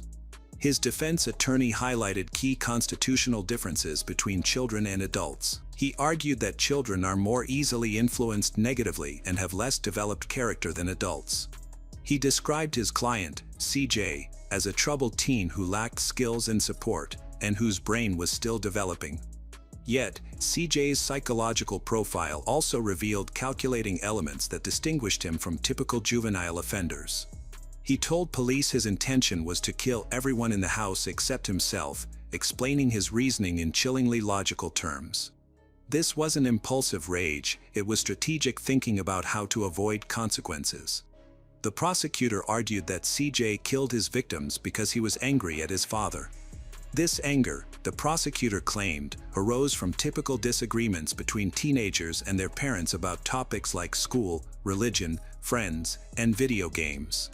He argued that these murders were not simply the result of teenage anxiety or immaturity. He emphasized that almost every 16-year-old has, throughout history, chosen not to commit such a crime. But CJ's reasoning revealed something even more chilling. He explained that he killed his mother and siblings because he feared his family would turn on him if he only killed his father. This demonstrated a capacity for strategic thinking even amid severe psychological distress. CJ's plan was methodical and premeditated. Prosecutors revealed CJ intended to kill his family and possibly burn down the house, seeking what he called a clean slate and a new opportunity in life. This wasn't about ending his pain, it was about erasing his family to start over. The most painful detail emerged from CJ's brother, Danny. At the sentencing, Danny shared that a month before the murders, their mother, Consuelo Alejandra Haney, told him that CJ had been saying disturbing things. CJ had also spoken to their father about going to therapy. This was a critical point. Consuelo had noticed CJ's troubling thoughts and wanted him to get help. However, Colin Haney Sr. rejected the idea. This statement highlighted the most tragic part of the situation: it could have been prevented. The family's fear of legal trouble stopped them from getting mental health help, which ultimately led to the very outcome they were trying to avoid. 4 people died because they saw seeking help as a danger, not a necessity. For the most part, CJ didn't really have any issues until about 6 months before all of this happened, when he transitioned from homeschooling to high school. Danny testified he felt like this could have been prevented. A mother's instinct to protect her child by getting him help was overruled by a father's fear of stigma, and that decision cost 4 lives. On January 22, 2020, 16-year-old Colin Jeffrey C.J. Haney was charged with the following crimes, all of which are first-degree felonies, 4 counts of aggravated murder, 1 count of attempted aggravated murder, and 5 counts of felony discharge of a firearm resulting in serious bodily injury. Because Utah law mandates that murder suspects age 16 or older are tried as adults, CJ will be tried as an adult. The judge set his bail at $4 million, which is $1 million for each family member he is accused of murdering. It's just the most horrific tragedy for the entire family, for their friends, and this close-knit community, Haney's attorney told reporters. On July 19, 2022, Colin Jeffrey C.J. Haney pleaded guilty to all charges. On July 12, 2023, he was sentenced to 5 terms ranging from 25 years to life in prison, 4 of which are to be served consecutively. Colin Haney Sr., present at sentencing, declined to make a statement. His surviving son, Danny, addressed the court via audio call, explaining the family had seen red flags about a month before the murders and that he was robbed by not getting proper help. Danny said this could have been prevented for Grantsville. Healing came slowly. Yellow ribbons appeared throughout town on trees, lamp posts, and fences. Online fundraisers raised over $100,000 for the surviving family members. The case remains Utah's deadliest mass shooting since 2007, a stark reminder of how mental health struggles and missed interventions can lead to devastating consequences. Justice may have been served, but for the survivors, the pain will last a lifetime, knowing that help was just a therapy session away, and that sometimes the greatest danger comes from within the very walls we call home. On May 22, 1996, twin sisters Odalise and Vanna Vaquiata were born in La Paz, Bolivia. They grew up in a modest but loving working-class family with their parents, Mabel and Alejandro. Odalise shared a close bond with her siblings. From a young age, Odalise was known for her warm personality, curiosity, and empathy, which endeared her to family and friends alike. Her parents instilled in her the precious values of perseverance and solidarity, helping her receive a good education and develop strong morals. Odalise attended public schools in La Paz, where her teachers recognized her as an attentive, hard-working student who was eager to participate in school projects, especially those focused on social causes. As a teenager, she entered a relationship that eventually led to marriage. By the age of 24, she became a mother and devoted herself fully to raising her son. Although her marriage ended due to differences, she and her ex-husband have maintained a cooperative and respectful relationship, always prioritizing their child's well-being. After completing high school, Odalise pursued a degree in social communication at a local university, driven by her passion for community engagement and fostering meaningful connections. She was determined to create a positive impact through her career. In early 2023, Odalise attended a friend's birthday party, where she met Joel Perez, a 24-year-old engineering student in his final year of study. Joel, known for his outgoing and sociable personality, introduced himself and struck up a brief conversation with Odalise, leaving a lasting impression. Born to Rudy Perez and Betty Garcia, Joel came from a family with ties to Bolivian law enforcement. While Joel appeared charismatic and friendly to many, some later observed traits of manipulative and emotionally volatile behavior, which had previously been overlooked. Odalise and Joel encountered each other again at another birthday party shortly afterward. Joel reminded Odalise of their previous meeting, asked for her phone number, and began regularly communicating with her. Over time, they started dating, and by late 2023, their relationship became official. Odalise frequently shared photos of them on social media, highlighting their happy moments, including travels and outings. In March 2024, as Easter weekend approached, Bolivia prepared for holiday festivities. By this time, Odalise and Joel had been together for about 8 months. They planned a trip to one of Odalise's favorite destinations to attend an Afro-Bolivian cultural festival. Her son stayed with his father while she embarked on the trip with Joel. On Saturday, March 30th, they set off in Odalise's car, with Joel driving. They stopped at a supermarket to buy groceries and alcoholic beverages before arriving at their destination around 12:30 p.m. The two enjoyed the festivities, but the trip turned tragic. That evening, Joel called the police to report that Odalise was missing. According to his account, they had an argument during their return trip sometime after 4:20 p.m. Joel stated that Odalise handed him a bag, got into her car, and drove off alone. Minutes later, she allegedly called him, saying she had driven into a ditch. Joel claimed he found her around 5:30 p.m. and helped her, but their argument persisted as they continued driving. Joel further alleged that the quarrel escalated into a physical altercation, prompting Odalise to exit the vehicle around 11 p.m. in a remote area. He stated that he tried searching for her afterward but couldn't find her. According to Joel, both had been drinking throughout the day. He then received a call from Odalise's brother, reporting that she was missing. Alarmed by Joel's account, Odalise's mother, Mabel, along with her brother and other family members, rushed to the location Joel had described. What they discovered only intensified their fears. Joel had been arrested by the police for driving under the influence. Odalise's wallet and phone were still in the car, casting doubt on Joel's story. A formal report of Odalise's disappearance was filed the same day Joel claimed she went missing. A massive search operation was immediately launched in the region where Odalise was last seen, quickly becoming one of the largest mobilizations in recent Bolivian history. The effort included national police, armed forces, rural road patrols, firefighters, local farming communities, volunteers, and Odalise's family.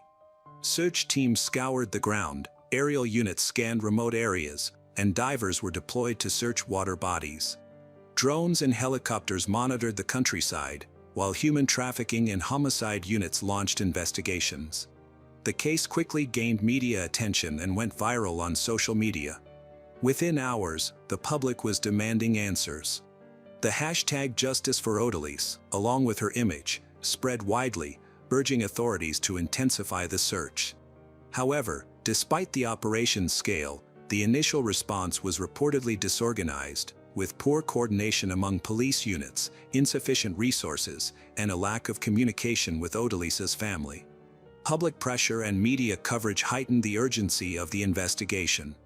On April 1st, 2 days after Odalise disappeared, authorities arrested Joel as the primary suspect. The following day, a judge ordered his preventive detention. Forensic findings soon followed. Investigators discovered blood stains in Odalise's car, raising suspicions of foul play. DNA samples were collected and analyzed, calling into question Joel's claim that Odalise had simply exited the vehicle. The evidence suggested that a violent altercation may have taken place. Protests outside the courthouse intensified as Odalise's family and friends demanded transparency and urged Joel to confess to what had truly happened. Their demonstrations grew larger and louder over 4 consecutive days in early April. Investigators also reviewed security footage, which revealed recordings of Joel and Odalise's car passing through areas that contradicted Joel's account of their route. His version of events and timeline faced increasing scrutiny. Adding to the confusion, Odalise's phone sent messages from locations she had never visited, suggesting potential foul play or attempts to mislead investigators. By April 5th, the ongoing search involved 20 officers, sniffer dogs, and drones. A newly surfaced video showed Odalise dancing with Joel at a cultural festival on the day she disappeared. This evidence confirmed that she had attended the event, sparking speculation that she may have been alive afterward. Authorities acknowledged inconsistencies in Joel's statements, including 4 conflicting accounts of where Odalise had exited the car. These contradictions further shifted the investigation's focus toward Joel.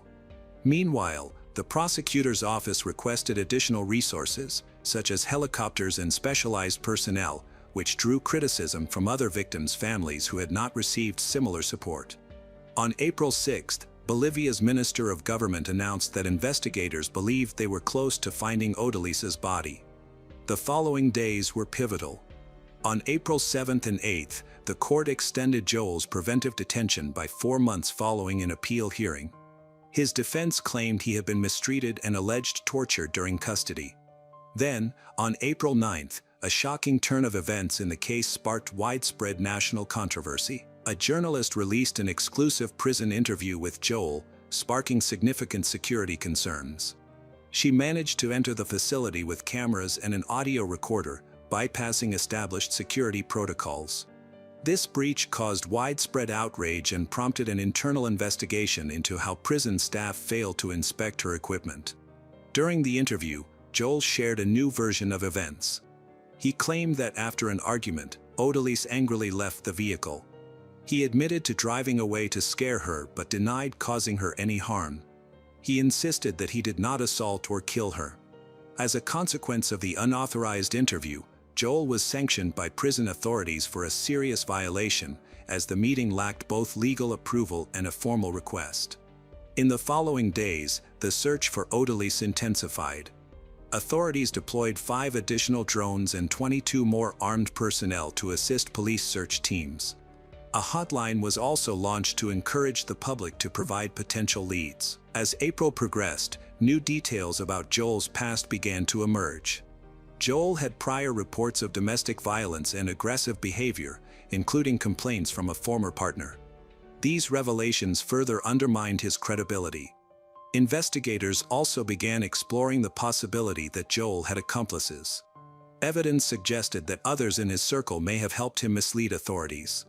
One key suspect was Jose Maria Alanis, a police officer who interacted with Joel and his parents shortly after Odalise's disappearance. This connection became pivotal. The public prosecutor's office opened an investigation into Alanis for potentially serving as an accomplice and covering up evidence. Authorities accused Alanis of maintaining frequent contact with Joel's family, providing unofficial legal advice, and possibly manipulating timelines, evidence, and alibis to obstruct the investigation.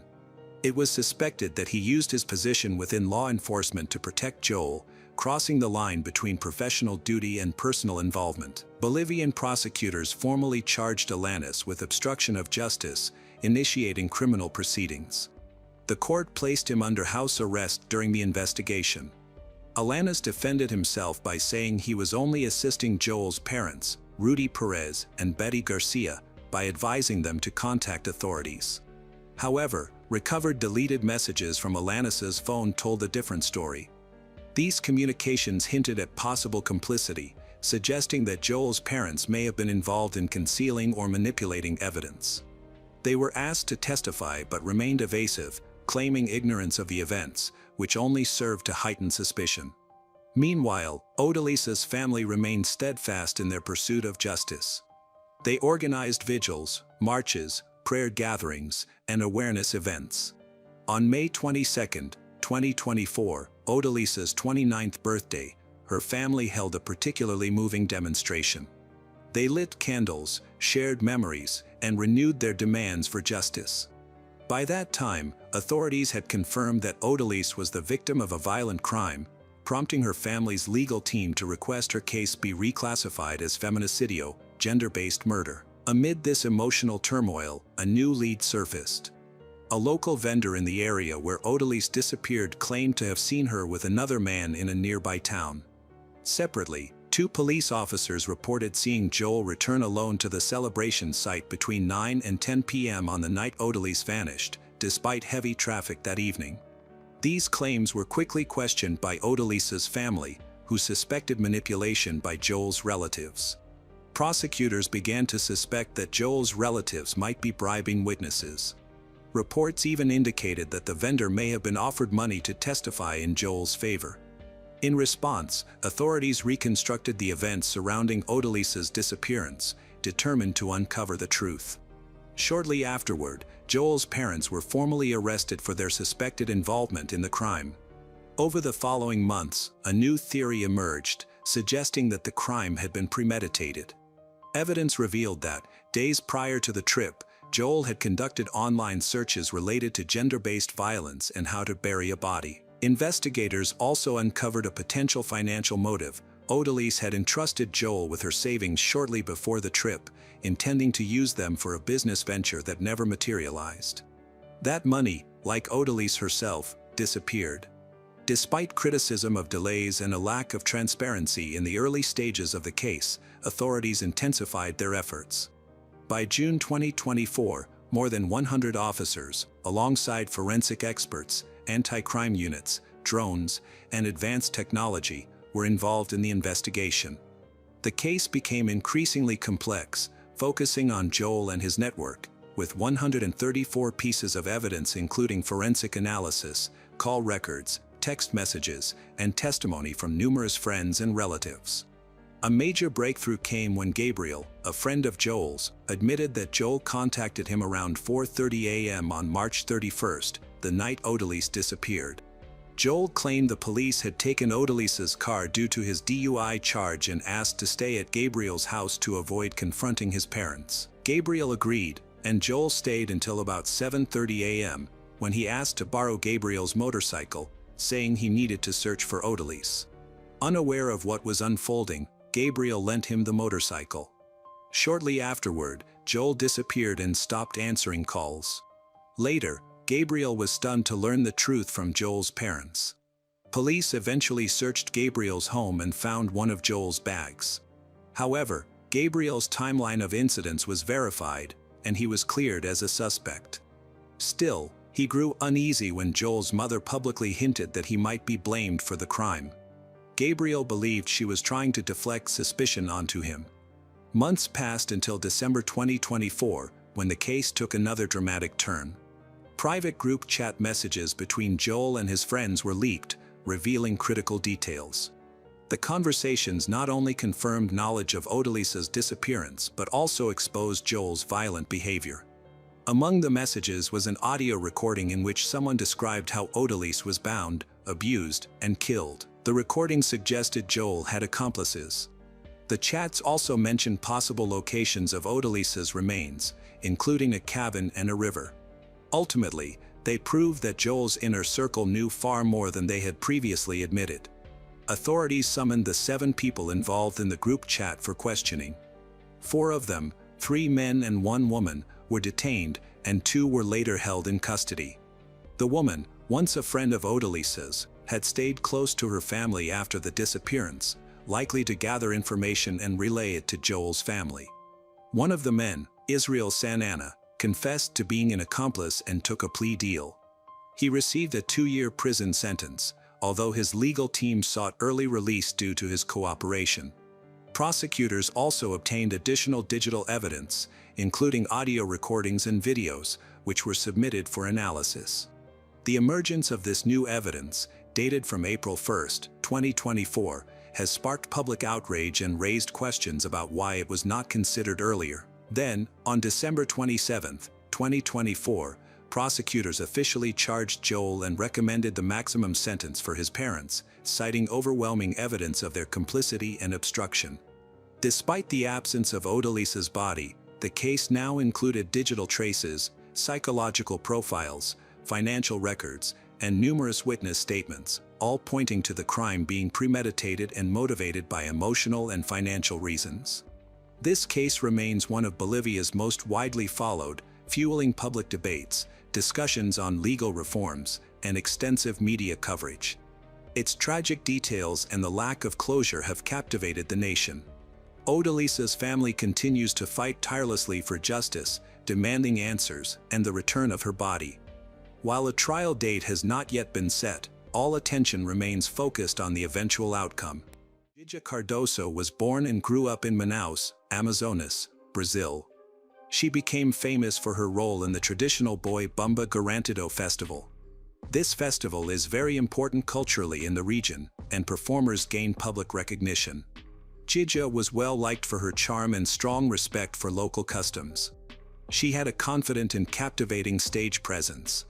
After leaving the festival scene, Gija became an entrepreneur in the beauty industry. She opened a chain of salons in her hometown and soon became known as a successful businesswoman. Her earlier fame attracted customers, and she used social media to promote her brand. She frequently shared promotional content and personal updates about beauty treatments, wellness, self-care. She presented her lifestyle and looks as the results of hard work, self-discipline, and ongoing self-improvement. Gija was known for being composed and driven. Friends, clients, and followers saw her as a modern role model, someone who had built a thriving business doing what she loved. Yet little was known about her personal life. She kept her family and business world separate, maintaining an image that was professional, polished, and somewhat enigmatic.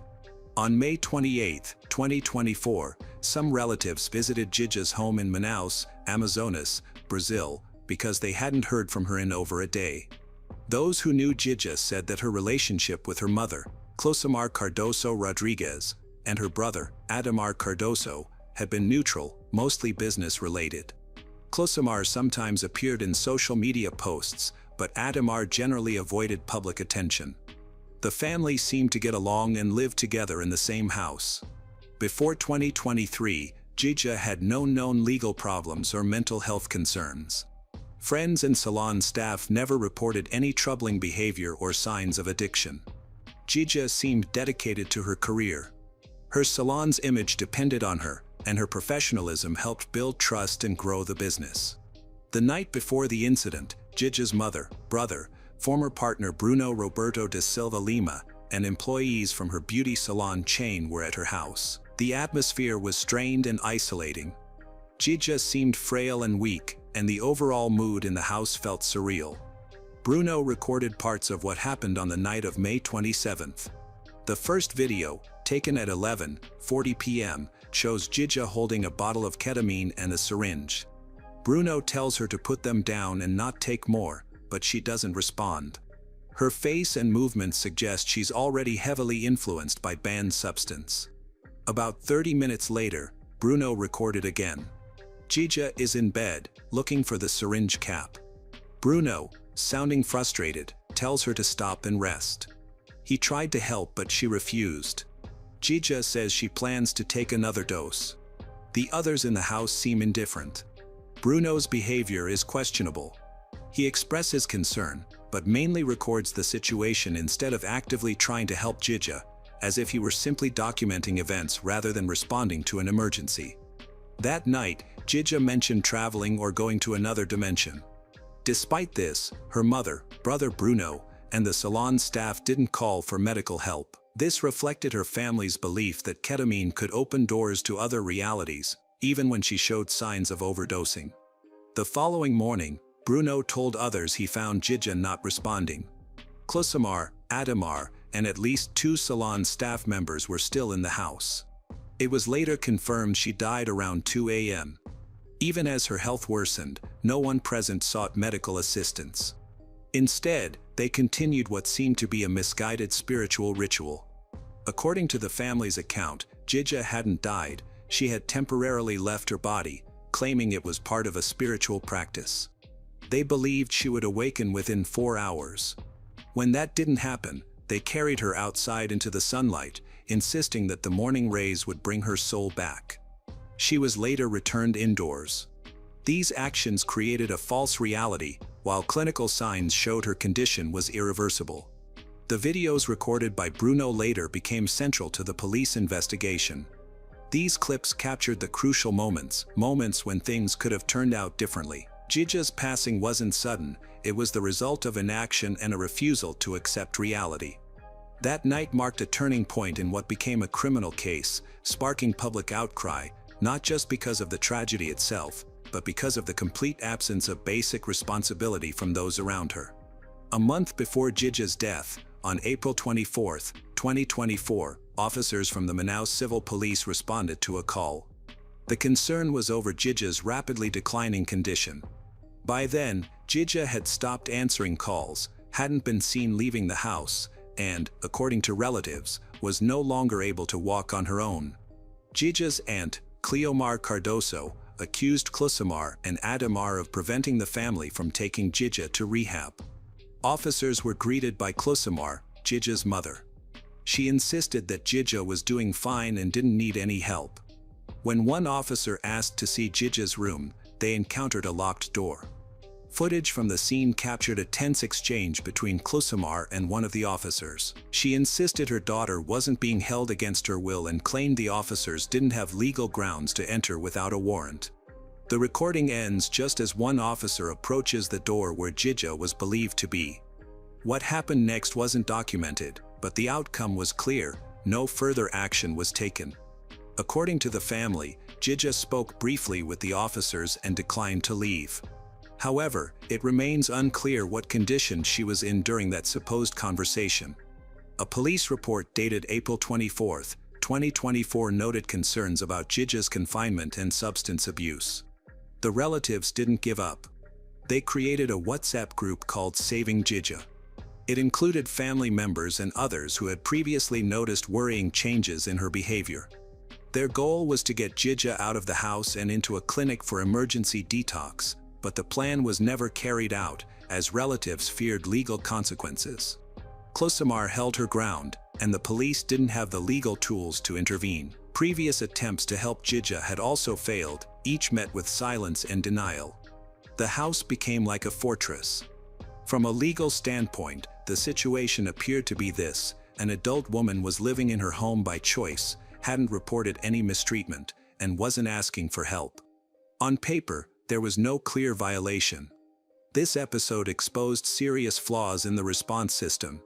Even with visible signs of severe dependency, mental instability, and physical deterioration, official procedures outweighed basic logic. April 24th would be the last documented visit by law enforcement to Gigi's home. None of those trying to help took further legal steps.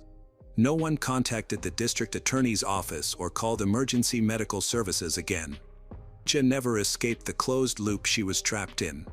A month later, she passed away without ever receiving the help she so clearly needed.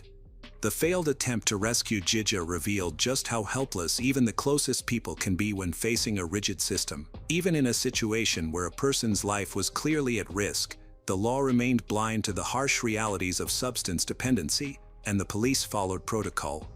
After the investigation began, police discovered that the Cardoso household in Manaus was operating under a loosely structured group with cult-like characteristics. It was called Pai, Mãe, Vida, which translates from Portuguese to father-mother life. The name appeared in rituals and symbols, including tattoos worn by some members. Behind it was a pseudo-religious belief system combining mysticism, distorted spiritual practices, and the normalization of psychoactive substance use. The ideology was promoted by Adamar Cardoso. According to authorities, he had been introduced to similar concepts during treatment for substance dependency in the United Kingdom. After returning to Brazil, he began pushing the idea of a spiritual transition allegedly attainable through ritual use of mind-altering substances. His mother, Closamar, eventually joined him and assumed control over what took place inside the home and within their so-called community. Closamar emerged as the dominant figure. She decided who would take substances and when. She claimed to possess a unique ability to restore energy through what she called light sessions.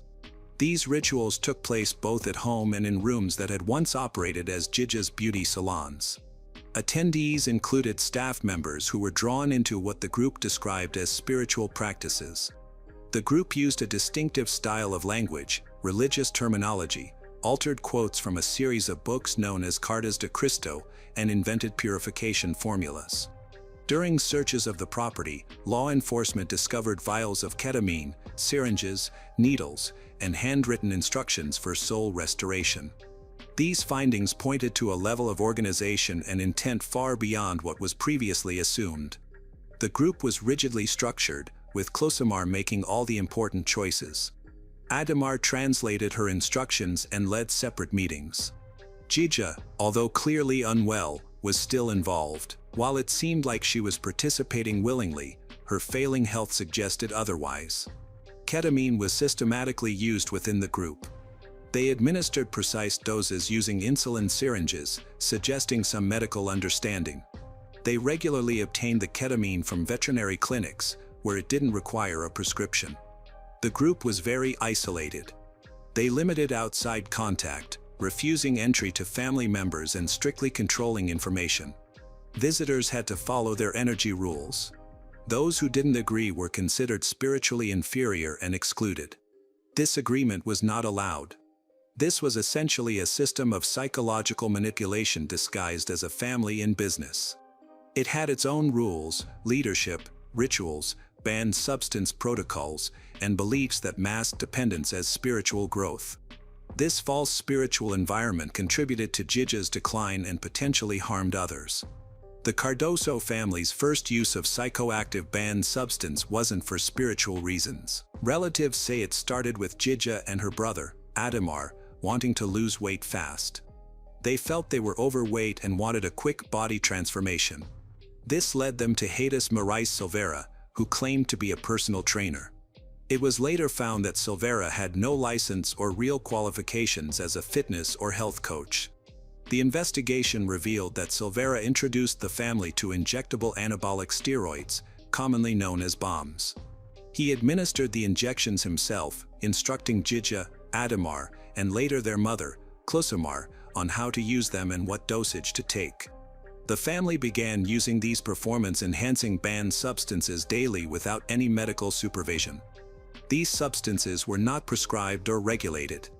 Relatives stated that this marked the beginning of the family's habitual use of illegal substances. At first, anabolic steroids were considered harmless, just a quick way to get the body you wanted. But caution decreased as the desire to experiment increased. Adamar started promoting ketamine, believing it could expand consciousness. He had already used injectable steroids, so trying this new chemical was easy for him. He introduced ketamine to Jija, who investigators say was under his control. She quickly became involved, and Closamar, who had participated in earlier experiments, joined in without hesitation. The substance soon became a regular part of their lives. At first, ketamine was taken in small, liquid doses. After that, they began using ketamine in a more organized and regular way. Soon, they had vials and other supplies at home.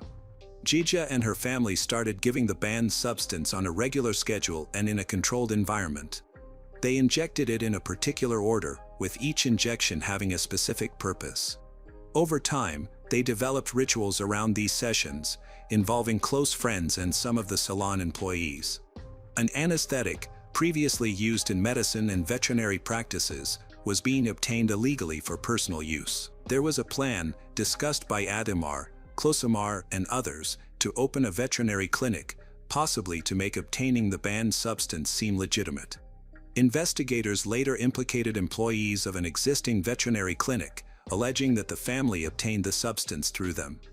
As regular use became the norm, the dynamic within the family shifted. Decisions were made in an increasingly insular environment, and any attempt to intervene from the outside was viewed as a threat. Daily routines, conversations, and long-term goals began revolving entirely around the substance. People who once lived socially active lives were now completely absorbed in a lifestyle dictated by dependency, masked as spiritual or ideological growth. What began as a seemingly harmless desire to improve physical appearance progressed through anabolic experiments and culminated in frequent ketamine use. Each person became involved gradually, but with each passing day, the involvement deepened. Chemistry became a daily fixture, and the focus shifted from controlling the body to the illusion of controlling the mind. In the summer of 2023, 82-year-old Maria Vanina, mother of Closimar Cardoso and grandmother of Gija, passed away in the city of Parintins in the state of Amazonas. Her death occurred during the traditional Boi Bumba festival. At the time, Closimar, Adamar, and Gija were all in town, staying at Maria's home. The elderly woman had been in fragile condition for a while, with age, chronic health conditions, and prolonged emotional distress all taking a toll on her well-being. At the time of the tragedy, only 3 people were in the house. Other relatives who had previously lived with Maria Vanina were reportedly asked to leave so they wouldn't interfere with a healing ritual that Closimar intended to perform in a small, private setting. During this ritual, the elderly woman was given injectable substances previously used within the family. Preliminary findings suggest these were the same anabolic compounds that had been introduced earlier. The procedure was presented as a method to restore life energy. The participants believed that the combination of these substances with specific actions could improve one's condition or even lead to full recovery. However, during the session, Maria Vanina lost consciousness, and her condition deteriorated rapidly. No medical help was called. Everything unfolded behind closed doors, without doctors or outside witnesses. According to relatives later interviewed by police, Closimar claimed she had the ability to bring her mother back through prayer and intense spiritual focus. Even after the burial, Closimar insisted that a return was still possible, allegedly through invoking higher powers. These claims deeply concerned family members, but at that time, there were no formal grounds for legal action. The death had been recorded as natural. This event marked the first known episode. It was during this time that elements of what would later become the Pi, May, Vita group began to emerge within this circle. Closimar assumed a leadership role. Her word became final, not just in spiritual matters, but in decisions that directly affected the lives of others. Later, family members suggested that Maria Vanina's passing might have been caused by the substances administered to her. However, there was no supporting evidence at the time, and the case was not pursued legally. An official investigation was launched only a year later, following Gija's death, when authorities began connecting the dots between the 2 incidents and examining the family's internal dynamics. This earlier episode had gone unnoticed by both law enforcement and the public until the larger picture came to light. It became clear that the grandmother's passing wasn't just a tragic accident, but potentially the first consequence of a belief system that blurred the lines between spiritual rhetoric and a dangerous disconnection from reality. Gija Cardoso's beauty salon chain had maintained a strong reputation right up until the very end.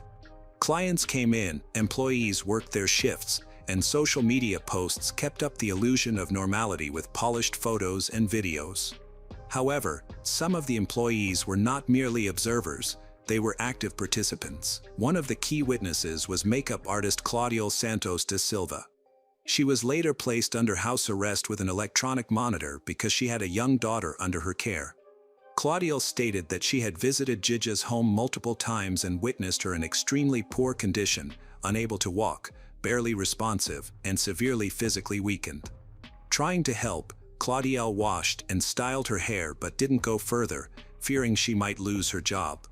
The investigation showed that Closimar and Adamar were in charge of both the rituals and the company's operations. Employees relied on them for everything: schedules, paychecks, client work, and even keeping their jobs depended on being loyal. Disagreeing with them could lead to getting fired. The salons appeared normal and operated until the end of May 2024. Clients were unaware of any issues, appointments were honored, and everything seemed fine. However, some rooms were secretly used for sessions involving controlled substances, orchestrated by the same people who led the rituals. Some staff were invited to participate in these sessions, presented as energy practices. While refusing wasn't directly penalized, it often resulted in decreased trust and fewer opportunities for the employee. Investigators determined that the salons were part of a larger network used to exert influence. They were not only providing money to a select few, but also became instruments for control, creating reliance. Police interviews with employees who were not part of the rituals revealed that many suspected something strange was happening. One employee stated that everyone sensed something was wrong, but they were too afraid to inquire.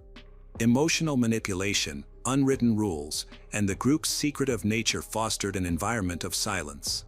The investigation revealed that a cult, disguised as a legitimate business, had taken root within the salon. It had transformed from a regular salon into an environment where customers became both chemically and emotionally dependent. Following Gigi's death, her ex-partner, Bruno, claimed to be uninvolved. However, he had a tattoo that read Pi Mine Vita, a motto used by the cult and tattooed on other members. This tattoo suggested that he shared the cult's beliefs, even if he didn't actively participate in their practices. Bruno said he tried to stop Gigi the night she died, but she wouldn't listen. He claimed he stayed with her because he cared about her. However, because Gigi was clearly not in a state to make sound judgments, his explanation seemed like he was trying to avoid blame. Gigi's car also raised questions. After she died, Bruno used the car, supposedly to go to the funeral. But instead, he left it on a street. Investigators tracked the car and wondered why he abandoned it without saying anything. Bruno said it had mechanical problems, but this seemed suspicious, possibly an attempt to get rid of evidence or divert attention. Bruno's lawyers claimed he didn't know the full extent of the group's actions. But his phone records showed he frequently contacted Ademar and Hades Marais Silveira. Bruno also visited the Ademar home often, including during gatherings that were later identified as ritual sessions involving illegal banned substances. A lead investigator stated, Bruno had to know what was going on in that house. He was there consistently during important events, even if he wasn't an organizer. Significantly, he stayed overnight the day Gigi died. Bruno and Hades Marais Silveira were arrested on June 7 and charged with making false statements. Investigators found that their statements didn't match digital evidence like text messages, location data, and information from their devices. These inconsistencies led to their questioning and temporary arrest. After Gigi's death, the civil police of Amazonas initially investigated the cause. However, the investigation quickly grew as a large amount of evidence revealed a criminal scheme involving a cult, illegal medical practices, and banned substance trafficking. Key people were arrested, and the underlying structure of the operation began to be exposed. The suspects were aware they were being watched before their arrest. When the police came to make the arrests, it was obvious someone was planning to leave. Bags were packed, electronic devices were off, and important papers were gone. But the police moved quickly and caught the suspects before they could escape. Those arrested included beauty salon workers who police believe helped organize the rituals and give out ketamine. They are charged with illegal possession and distribution of banned substance, being part of a criminal group, and performing illegal rituals. A investigação foco principalmente na origem do fornecimento de ketamine. When it was automatically explained that the main predecessor had been a veterinarian in Manaus, José Maximo Silva de Oliveira. According to investigators, the clinic not only distributed ketamine without proper veterinary prescriptions but also stored other controlled substances. During the search, documents were seized confirming an ongoing relationship between the clinic and the Cardoso family. The beauty salons were used to finance and support illegal activities. Investigators described this as part of a larger scheme, where a legitimate business, religious rhetoric, and the illegal trade of substances were interwoven into a single structure that controlled both money and people. Further confirmation of the scale and organization came with the arrest of 2 staff members from the same veterinary clinic. One was suspected of actively supplying substances to group members, while the other was believed to have destroyed records and concealed evidence. The operation functioned on 3 levels: consumers, the Cardoso family and close associates, intermediaries, Aus Silveira and salon staff, and suppliers, the veterinary clinic. Based on this structure, police formally classified the network as a criminal organization. Investigators also examined the group's public image, finding that their spiritual movement was a facade, not a true belief. The Jija case then transformed from a personal tragedy into a major criminal investigation, revealing a large, organized network disguised as a spiritual community. Police stated that the organization had been operating for years, successfully evading detection while portraying itself as a legitimate and respected business. A year before Jija's death, in June 2023, Amazonas law enforcement had started preliminary monitoring of the group, Pi, May, Vita. However, it was only after Jija's death that the investigation began to focus on the group's involvement with banned substance. In December 2024, a court in Manaus reached a verdict in a banned substance-related case. The court rejected the defense's argument that the use of substances was voluntary and part of a personal spiritual search. The judge ruled that the case involved systemic exploitation, manipulation, and abuse of trust under the guise of spiritual practice. This ruling marked the conclusion of the main phase of the investigation, but it also raised lingering questions. Were there additional participants who slipped under the radar? And could similar groups be operating in other cities under the appearance of spiritual or self-help movements? After investigation, the individuals reported by the prosecutor's office and the charges they face are as follows. Closamar Cardoso Rodriguez, Jija's mother, charged with banned substance trafficking and conspiracy to commit banned substance trafficking, arrested. Ademar Farias Cardoso Neto, Jija's brother, charged with banned substance trafficking and conspiracy to commit banned substance trafficking, arrested. Jose Maximo Silva de Oliveira, owner of a veterinary clinic that supplied ketamine, charged with banned substance trafficking and conspiracy to commit banned substance trafficking, arrested. Savio Soares Pereira, Jose Maximo's partner in the veterinary clinic, charged with banned substance trafficking and conspiracy to commit banned substance trafficking, arrested. Hades Marais Silveira, a coach who posed as Jija's family's personal trainer, charged with banned substance trafficking and conspiracy to commit banned substance trafficking, arrested. Marlison Vasconcelos Dantas, a hairdresser in a chain of beauty salons owned by Jija's family, charged with banned substance trafficking, under house arrest.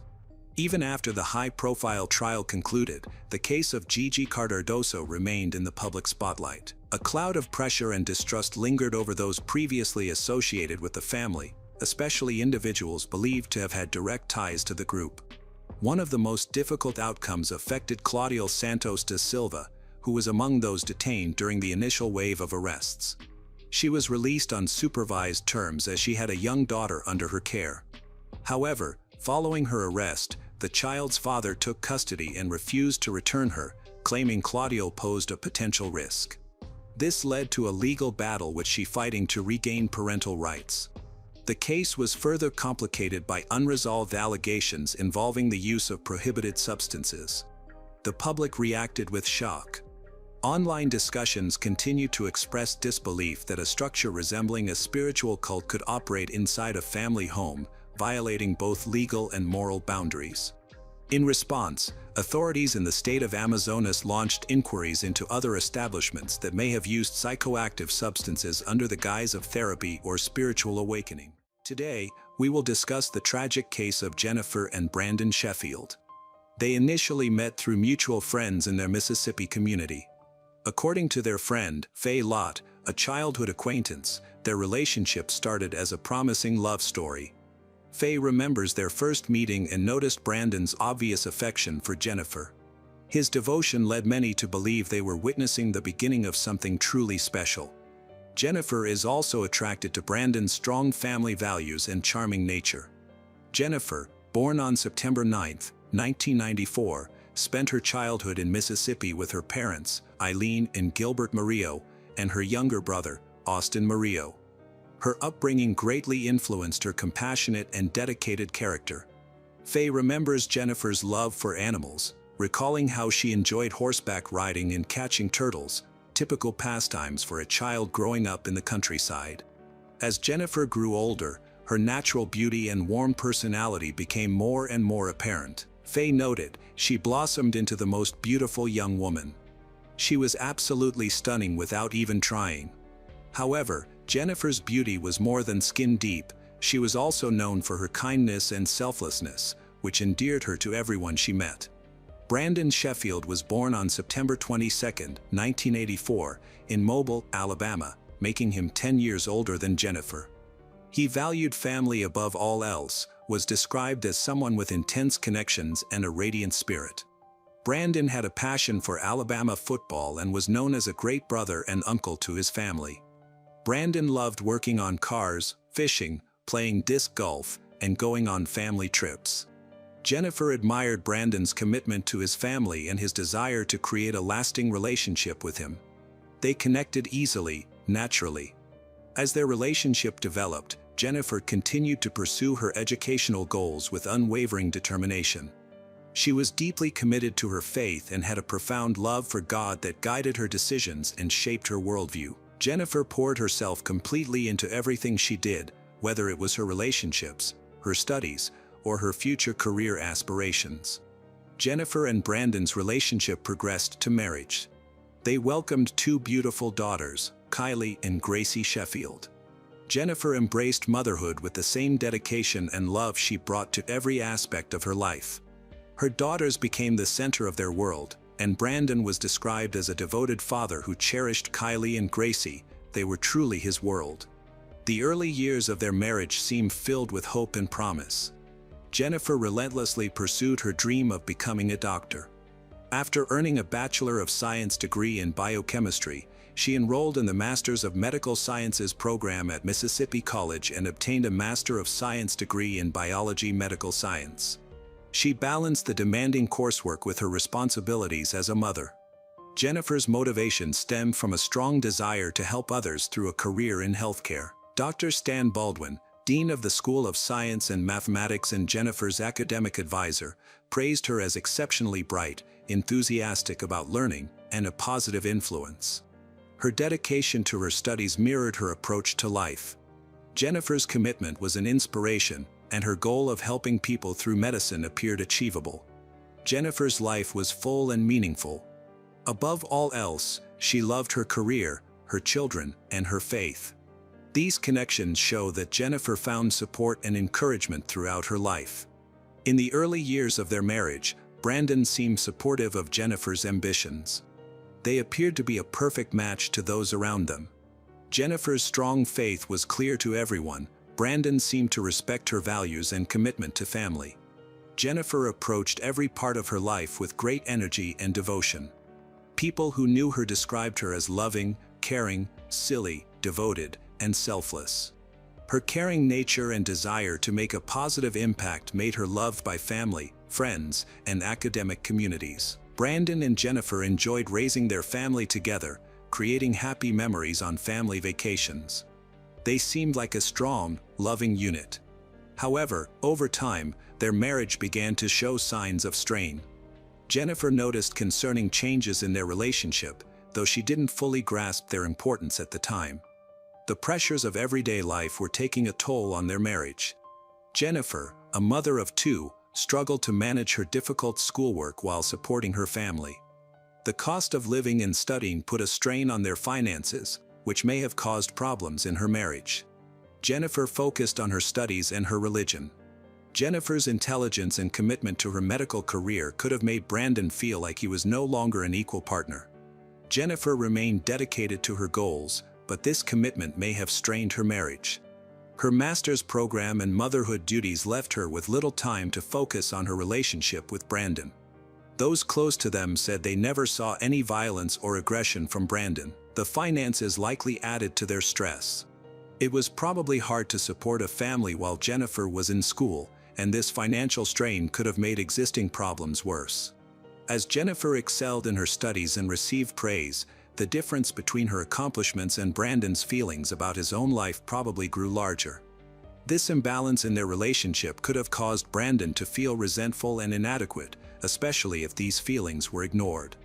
Jennifer, concentrating on her ambitions, may not have realized how her success was affecting Brandon's self-esteem.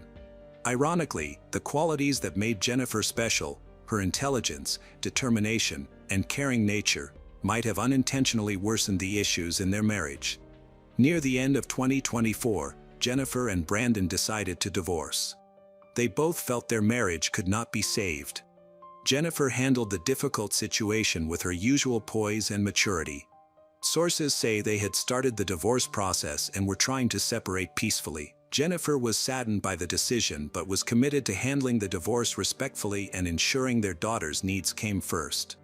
Reports indicate Brandon may have initiated divorce proceedings around Thanksgiving 2024. This detail would later become crucial in understanding the subsequent tragic events. Jennifer felt anxious about the upcoming changes. Having never lived independently, she felt both determined and worried about managing single parenthood alongside her studies. Even though it was emotionally challenging, Jennifer was determined to stay on good terms with Brandon for their daughter's benefit. Her attitude toward the divorce showed her true nature. She wanted the best for Kylie and Gracie, ensuring they could still have a relationship with both her and Brandon. The divorce seemed to be going well at first. Jennifer and Brandon were reportedly cooperating to divide their property and decide on custody arrangements. Unfortunately, Jennifer's belief that Brandon would continue to cooperate turned out to be wrong. During the divorce, Jennifer mainly wanted to protect her daughters and make the transition easier for them. She was dedicated to working with Brandon as co-parents to lessen any negative effects on Kylie and Gracie. The thought of supporting herself and her daughters with little money was scary. Still, she hoped that she and Brandon could cooperate to provide for their children. On December 10, 2024, Jennifer shared a TikTok video with her 15,000 followers, expressing hope about how Brandon was managing their divorce. In the video, filmed while driving in Mississippi, Jennifer said she was about to become a single mom. She complimented Brandon, saying he was being incredible and that they were working together well. She stated they were splitting everything fairly and having a civil divorce focused on their daughter. Jennifer's video conveyed her appreciation for Brandon's cooperation and her positive outlook on the separation. The video also addressed Jennifer's financial concerns about becoming a single mother. She explained that while her child's father would provide support, she would now be a single-income household. Jennifer expressed gratitude for the financial assistance, acknowledging it would ease some of her worries. However, she also admitted to feeling anxious about managing a limited income while buying a new house and paying a mortgage. Her vulnerability was evident as she confessed to feeling scared and uncertain about being on her own for the first time. Jennifer openly asked for advice from viewers with experience in similar situations, highlighting her desire for guidance and her commitment to navigating her new life. Jennifer and others didn't realize that Brandon was hiding his true feelings. Although he appeared to be cooperating with the divorce, he was becoming increasingly angry. The divorce, which Jennifer described as friendly, was actually a sign of a dangerous situation that would soon turn tragic. Jennifer believed the divorce was going smoothly, but Brandon was struggling much more than anyone knew. He reportedly became possessive after finding out Jennifer was talking to someone new. The idea of Jennifer moving on and starting a new relationship was too much for him to handle. Even though Brandon had started the divorce, Jennifer's freedom and the possibility of her being with someone else deeply upset him. Jennifer believed Brandon was being reasonable and didn't realize the anger and despair he was hiding. She went about her life as usual, studying and taking care of their daughters, unaware of the increasing threat. Jennifer was optimistic about her future, not realizing Brandon's support was insincere. She concentrated on her path to becoming a doctor, thinking they were effectively raising their child together. Throughout December, Jennifer juggled her studies and motherhood, determined to achieve her goals despite the difficulties of the divorce. She maintained a positive attitude, convinced they were cooperating for their child's sake. The days leading up to Christmas appeared normal. Jennifer shared updates on her TikTok account, documenting her life as a mother and student in Mississippi. To her followers and friends, she seemed to be handling life's changes with remarkable strength and grace, projecting an image of resilience and optimism, even as she privately struggled with the uncertainties of her future. The difference between Jennifer's positive TikTok video and her death just 18 days later shows how well Brandon hid his true plans. He seemed cooperative but may have been secretly planning something terrible, suggesting he was calculating. This makes the tragedy even more unsettling. Afterward, Brandon's friends and family were shocked, saying they never saw him act violently.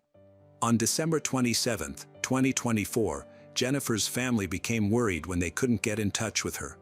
Jennifer usually stayed in close contact with her family, so as the hours passed without a word, their worry intensified. They feared something might be wrong. Because they were so concerned, the family decided to check on her at her home on Tulone Street, Mississippi, where she lived with Brandon and their daughters. On December 28, 2024, at approximately 7:19 a.m., Jennifer's family arrived at the house and saw clear indications of a break-in. They were so alarmed by the scene that they immediately called the police department, realizing something terrible had happened. The family recognized evidence of a violent crime and understood the situation required immediate law enforcement intervention. Their worst fears were about to be confirmed. The police officers swiftly responded to a call at a Tulone Street home, anticipating a serious crime. Though experienced, they were shocked by what they found inside, a scene of domestic violence that had tragically escalated. Upon arriving at the scene, officers discovered the bodies of Jennifer Sheffield, 30, and Brandon Sheffield, 40, who had both died from multiple gunshot wounds. The Mississippi Bureau of Investigation's crime scene unit immediately began assisting with the investigation by processing the scene. Despite initial impressions, Chief French stressed that the case remained an active investigation, ensuring all details would be carefully considered. Crime scene investigators meticulously collected evidence at the Sheffield's home, hoping to understand what happened. They systematically documented the scene, taking photos, collecting samples, and gathering relevant physical items. Investigators carefully recorded the positions of the bodies and the location of all evidence to reconstruct the sequence of events. The initial investigation indicated that this was a murder taking his own life, with Brandon as the one who committed the acts. And one of Jennifer and Brandon's daughters was in the house when the crime happened. The investigator covered the crime scene and the well-being of the children, who were now orphans. Following the tragedy, Brandon's brother Brian set up a GoFundMe campaign to provide financial support for Kylie and Gracie. Jennifer and Brandon Sheffield's joint funeral service took place on January 5, 2025, at Ott and Lee Funeral Home in Brandon, Mississippi. The case of Jennifer and Brandon Sheffield is a poignant reminder of the dangers that lurk in seemingly stable relationships. Jennifer, with her love for her children, her desire to become a doctor, and her strong faith, lived an inspiring life, leaving a mark on her family, friends, and community. However, Brandon's unresolved stress and hidden emotions led to a tragic end, taking both their lives and leaving Kylie and Gracie orphans. While Brian's fundraising campaign and the outpouring of support from the Brandon, Mississippi, community have not been able to undo the loss, they have found hope. This tragedy reminds us of the importance of recognizing and intervening early on when signs of family dysfunction are present to prevent similar pain in the future. In April 2021, Deanne Warner, a successful businesswoman and mother of 5, suddenly disappeared after sending a strange text message. That short message became a big question mark, causing her family and the police to have headaches for many years. There was no more phone call, no bank transaction, or any trace that Dee was still alive. More than 1,200 days later, the chilling truth was finally revealed. Dee's body was found in a sealed tank, right on the family's farm. So, who killed her? Why was this secret hidden for so long? And what was behind that haunting final message? Let's explore the whole shocking story.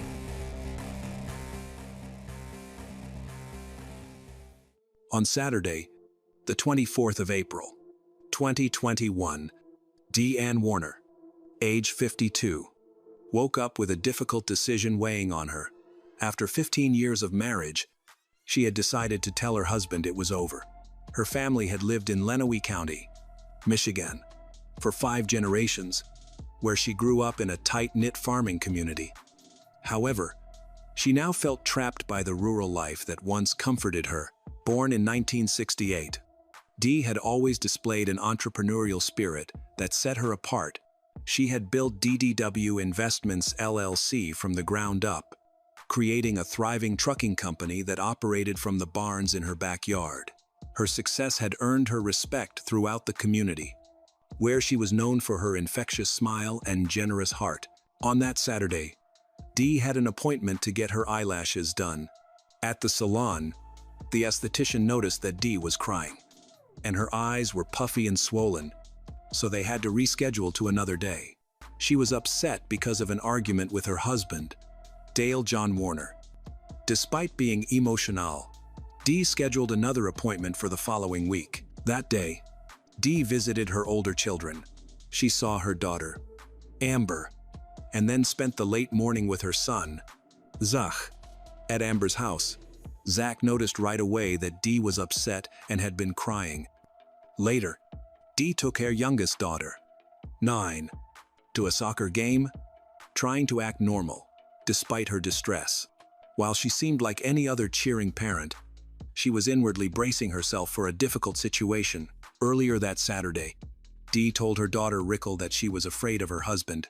That same day, Dee told several people, including her adult children, that she wanted a divorce. She texted her son Zach, saying she was done with this and would give him her share of the businesses. But Dee's day was about to get much worse. That evening, she had a tense argument with her husband, Dale, and their employee, Nank, about the trucking business.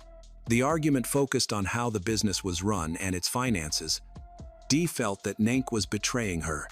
While Dale consistently took Nank's side, Nank had worked for the businesses since the mid-2002 and had eventually become the manager of the trucking operations. Dee suspected that Nank was working against her, making decisions without her knowledge, and weakening her control over her own company. At 8:34 p.m., Dee sent her 9-year-old daughter, Angelina, to a friend's house for the weekend, wanting to shield her from the upcoming argument. As evening arrived at the Warner residence, the atmosphere was thick with tension. Dee had spent the entire day bracing herself for this confrontation, but she couldn't have fully anticipated what was about to happen. Dale Warner, a 56-year-old man, was used to being in charge. Throughout their 15-year marriage, he had cut Dee off from her friends and family, and kept tabs on her constantly. He had put trackers on her car, insisted on seeing her phone, used threats and violence to control her. The argument that night was different from any they'd had before. Dale later told investigators that they argued about money and cheating, calling it the worst fight of his life. Earlier that day, Dee exchanged text messages with her business manager, Suzanne Wilhelm, regarding problems with Nank. Suzanne later testified that, in their text conversation about Nank and Dale, Dee said she was hyperventilating and vomiting. Dee also told Suzanne that she wanted to sell all of their assets. This conversation showed how desperate Dee was. She was considering not only leaving Dale, but also selling everything they owned together to start fresh. For Dale, who considered his wife as property instead of an equal partner, this was the ultimate betrayal. At 10:24 p.m., Dee's friend texted her to check in. Dee didn't respond for 29 long minutes. Finally, at 10:53 p.m., she replied with only one emotionless letter. Private investigator Billy Little, who later assisted Dee's family, understood the importance of Dee's text message. He said Dee was usually very communicative and texted often, but she never used the single letter K in her replies. This message troubled investigators for a long time because it was so unlike Dee that her family instantly knew something was seriously wrong. Unfortunately, by that point, it was too late. According to Dale's version of events, a story that would change multiple times over the coming months, he and Dee somehow reconciled by the end of the night. He claimed that Dee fell asleep on the living room floor while he was giving her a massage for her chronically sore neck, and that he then carried her to the couch before going to bed himself. But investigators would later discover that this story was just the first of many lies Dale would tell about that night. Looking back, the warning signs had been there all along. Dale said that on Sunday, the 25th of April, 2021, Dale left for work at 6:30 a.m. Dee was asleep on the couch, snoring. Investigators later found that this detail, among others in Dale's story, didn't quite add up. That day, around 9 o'clock a.m. Dee's adult daughter, Rachel, arrived at the family farm with her boyfriend and young daughter for their usual Sunday breakfast. They had been doing this every week for years, enjoying a meal together as a family. However, when they knocked, no one answered. They called for Dee, but the house was silent. This was unusual because Dee never missed their Sunday breakfasts and always answered the door when Raquel arrived. When Raquel finally tracked down Dale, what happened next would chill her to the bone. Dale approached her, holding something that shouldn't have been in his possession, Dee's $50,000 wedding ring, a symbol of their marriage that Dee wore every single day. Dale claimed he had found the ring on his desk in the office, explaining that Dee had left it there before she disappeared. But Raquel knew her mother would never remove that ring, especially not if she was simply going away for a few days. When people asked where Dee was, Dale claimed she had left with a travel bag, purse, phone, curling iron, and hairspray. He implied she might be with another man or even leaving the country. However, this story didn't make sense because both of Dee's cars were still there, one in the garage at home and another at her office nearby. How could she have left without a car? More disturbing was what Dale told investigators about Dee's supposed escape plan. He claimed she had a secret phone that she used for clandestine activities. Deputy Hall captured Dale's exact words on body cam footage. This was a classic tactic used by abusers, projecting their own secretive and controlling behavior onto their victims. Dale had been tracking Dee's movements and monitoring her communications for years. But now he was suggesting that she was the one with secrets. Later that morning, when Zach and Raquel came to the property looking for their mother, Dale's behavior then became more suspicious. Security cameras showed Zach searching Dee's office, the building, and the grounds. Dale remained surprisingly calm considering his wife had disappeared. After that Sunday morning, every electronic record of Dee Warner vanished. It was as if she never existed. Her phone records showed no calls made or received. Her bank accounts remained unused. Her social media accounts were inactive. There was no sign she had used her credit cards, contacted anyone, or logged into her online accounts. Dee's cell phone switched from Wi-Fi to cellular data around 11 o'clock p.m. on the 24th of April, and then completely shut off at 2:30 a.m. on the 25th of April. After that, there was no activity whatsoever. This sudden silence was especially noticeable because she was always in contact with her business and family. To understand what happened to Dee Warner, one needs to understand the life she was desperately trying to escape. This wasn't just a marriage gone wrong. It was a carefully constructed prison that had taken years to build. Raquel would later testify in court that her mother was trapped in an extremely toxic relationship with Dale Warner. She described a household filled with constant tension, with frequent yelling, cursing, and slamming of objects. Dale's abuse wasn't just limited to yelling and slamming doors. He reportedly stalked Dee in person and online. He is said to have put tracking devices on her car and demanded to see her private messages. Raquel testified that her mother showed her the tracking device Dale had put on her car. Beyond physical control, Dale also manipulated Dee psychologically. He made her believe she needed him to survive, that her business depended on him, and that she would lose everything if she left. In December 2020, 4 months before she disappeared, Dee tried to leave Dale. She told a friend that when she attempted to leave, Dale insulted her and threw her into a dresser. Dee also told her friend that Dale had become the devil and wouldn't let her take their daughter, Angelina, if she left. Dee finished by saying she genuinely thought Dale could kill her. The physical violence was happening more often and was becoming more serious. Around November or December 2020, Dee showed her business manager, Suzanne Wilhelm, a concerning injury, a large bump on her forehead, which Suzanne described as about the size of a quarter. Dee's hair hid the injury somewhat.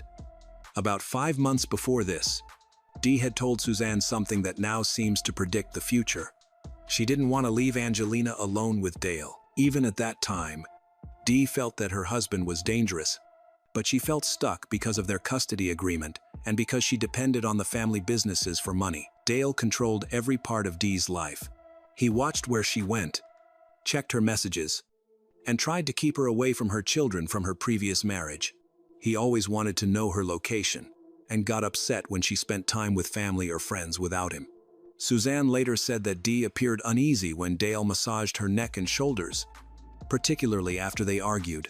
This becomes very important when Dale said Dee fell asleep while he was massaging her neck the night she vanished. Dale had also allegedly asked a farm employee to buy a GPS tracker for Dee's car and to install surveillance cameras around their property.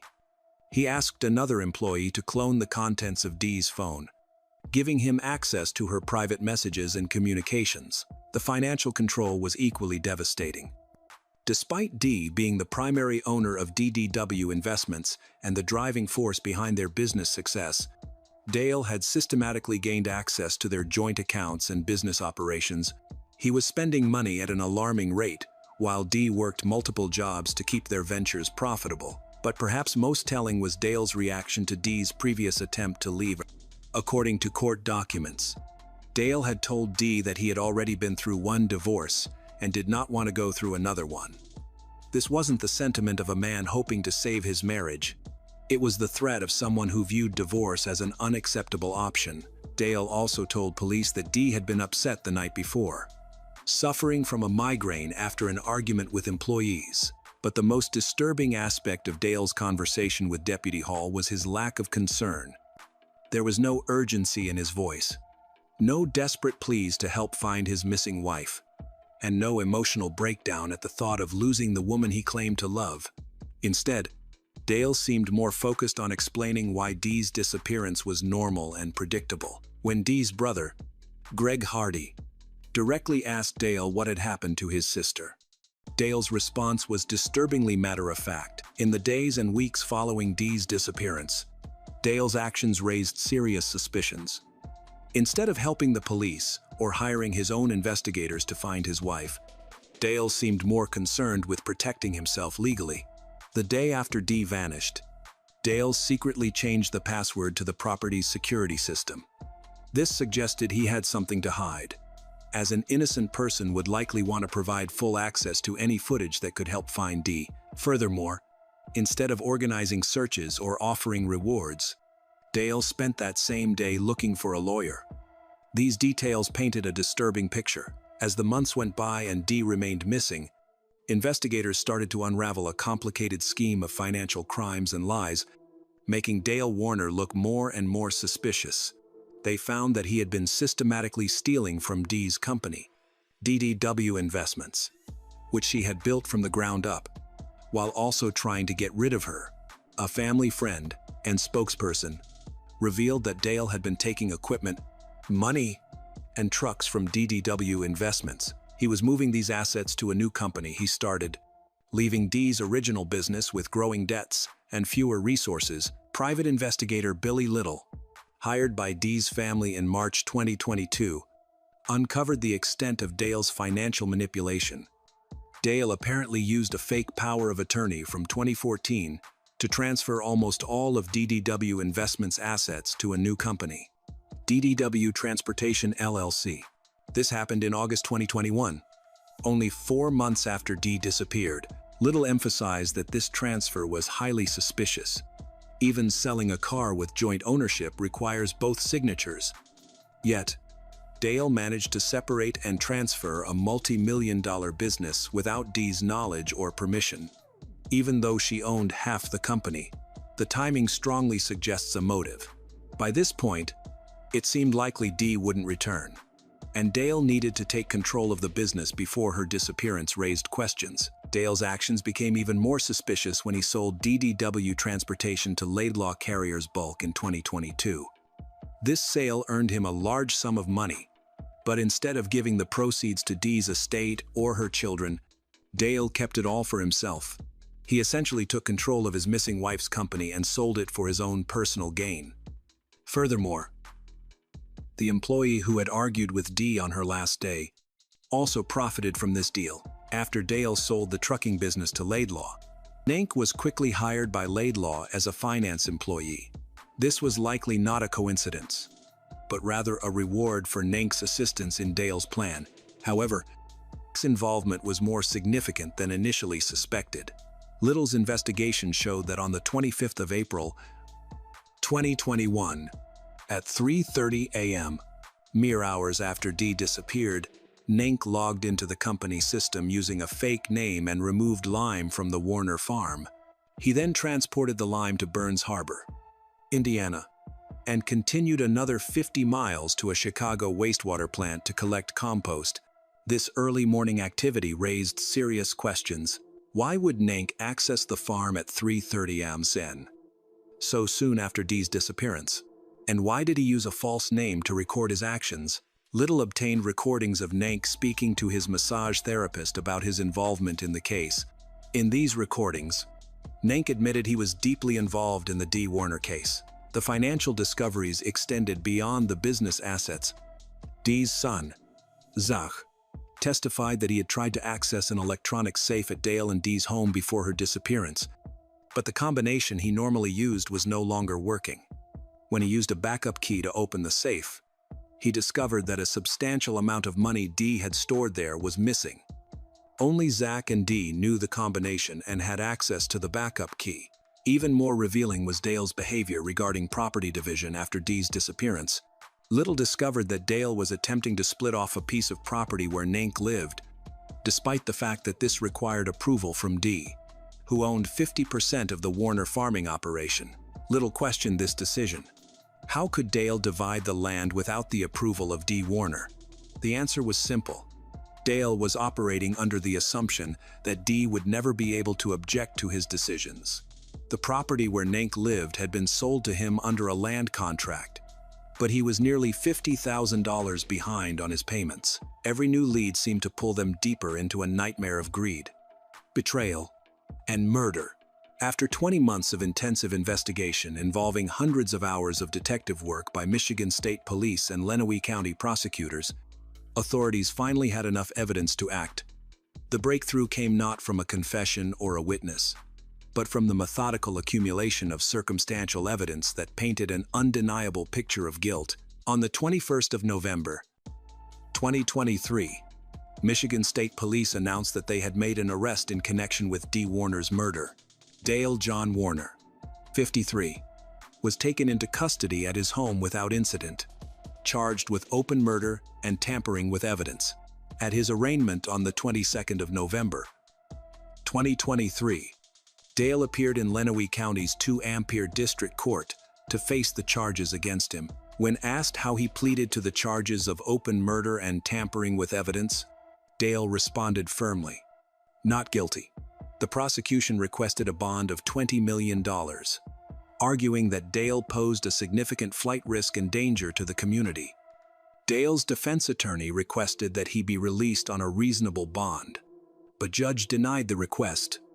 Dale was ordered held without bond pending trial. The arrest validated what Dee's family had believed from the beginning, that Dale was responsible for her disappearance and death, but it also meant confronting the reality that Dee was never coming home alive. For more than 3 years, Dee Warner's body had been hidden in the most obvious place imaginable, right under the noses of investigators, family members, and the community that had been searching for her. The location was so audacious, so brazen in its simplicity, that it had taken over 1,200 days to discover.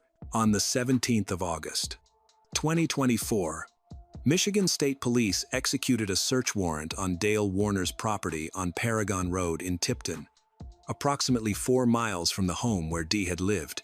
This wasn't the first time law enforcement had searched Warner properties, but new evidence and refined investigative techniques had pointed them toward a specific location. Hidden inside a barn on the property was an anhydrous ammonia tank, a large metal container typically used for storing fertilizer chemicals for agricultural operations. But this tank contained no ammonia. Instead, investigators discovered that the tank had been resealed and repainted to conceal its contents. When they opened the tub, they found the remains of a woman. On the 22nd of August, 2024, the Jackson County Medical Examiner positively identified the remains as Dee Warner through dental records. Leaving no doubt, after more than 3 years of uncertainty, Dee had finally been found. The medical examiner, officially ruled Dee's death a homicide, though the specific manner of death was withheld. Pending further investigation, the discovery was both a relief and a new source of anguish for Dee's family. But it also raised new questions about the cruelty of Dale's actions. With Dee's body recovered, prosecutors began building their case for trial. The case took another disturbing turn in March 2025, when authorities arrested Dale's son, Jaron Dale Warner, on charges of evidence tampering and accessory to murder in connection with Dee's death. While the charges were later dismissed, the arrest suggested that the cover-up may have involved multiple family members. Prosecutors alleged that the conspiracy to conceal Dee's murder extended beyond just Dale himself. The involvement of other family members and employees suggests a network of complicity that allowed the crime to remain hidden for over 3 years. In May 2025, Dee's family filed a $100 million wrongful death lawsuit against Dale, providing the most detailed account yet of what they believed happened on the night of the 24th of April, 2021. The lawsuit alleges that Dale fatally strangled his wife in their home, then transported her body to the anhydrous ammonia tank, where he welded her inside and repainted the container to conceal his crime. The filing details the systematic pattern of abuse that preceded Dee's murder, painting a picture of a man who viewed his wife as property that he could dispose of at will. During Dale's preliminary hearing, judge ruled that there was sufficient evidence for the case to proceed to trial. Dale's defense attorney has argued that the prosecution's case relies primarily on circumstantial evidence and that there are alternative explanations for the evidence against Dale. She requested a change of venue, arguing that pre-trial publicity has made it impossible to find an impartial jury in Lenawee County. However, in August 2025, judge denied the change of venue motion, ruling that while there had been significant media coverage of the case, she was confident that 12 impartial jurors could be found. The trial was rescheduled to begin in January 2026. The truth was about to come out, and it was worse than anyone had imagined. However, Dee Warner can rest in peace, knowing that her story has been told, her killer has been caught, and her family will never stop fighting to ensure that other women don't suffer the same fate. On a late October night in 2022, in a small warehouse in Minnesota, a mysterious disappearance shook the whole town. Bryce Timothy Broggle, a young man who had just returned from a trip across the United States with his girlfriend, suddenly disappeared while traveling with his future father-in-law. A few days later, the police followed the clues and discovered a series of creepy details: bloodstains, signs of dragging heavy objects, a bottle of bleach with DNA on it, and finally, Bryce's body was found deep in the woods, with a bullet wound right behind his head. What really happened in that warehouse? Let's explore the whole story right now.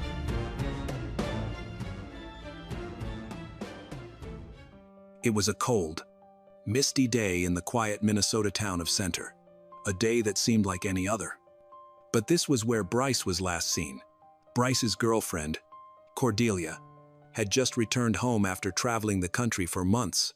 She'd hoped to relax with her family in Minnesota, but instead, she found herself caught in a series of unsettling events. Soon after her return, Cordelia sensed that something wasn't right. Bryce had gone to the storage unit with her father, Michael, to drop off some belongings. The unit was only a few minutes' walk from their house, and the trip should have taken no more than half an hour.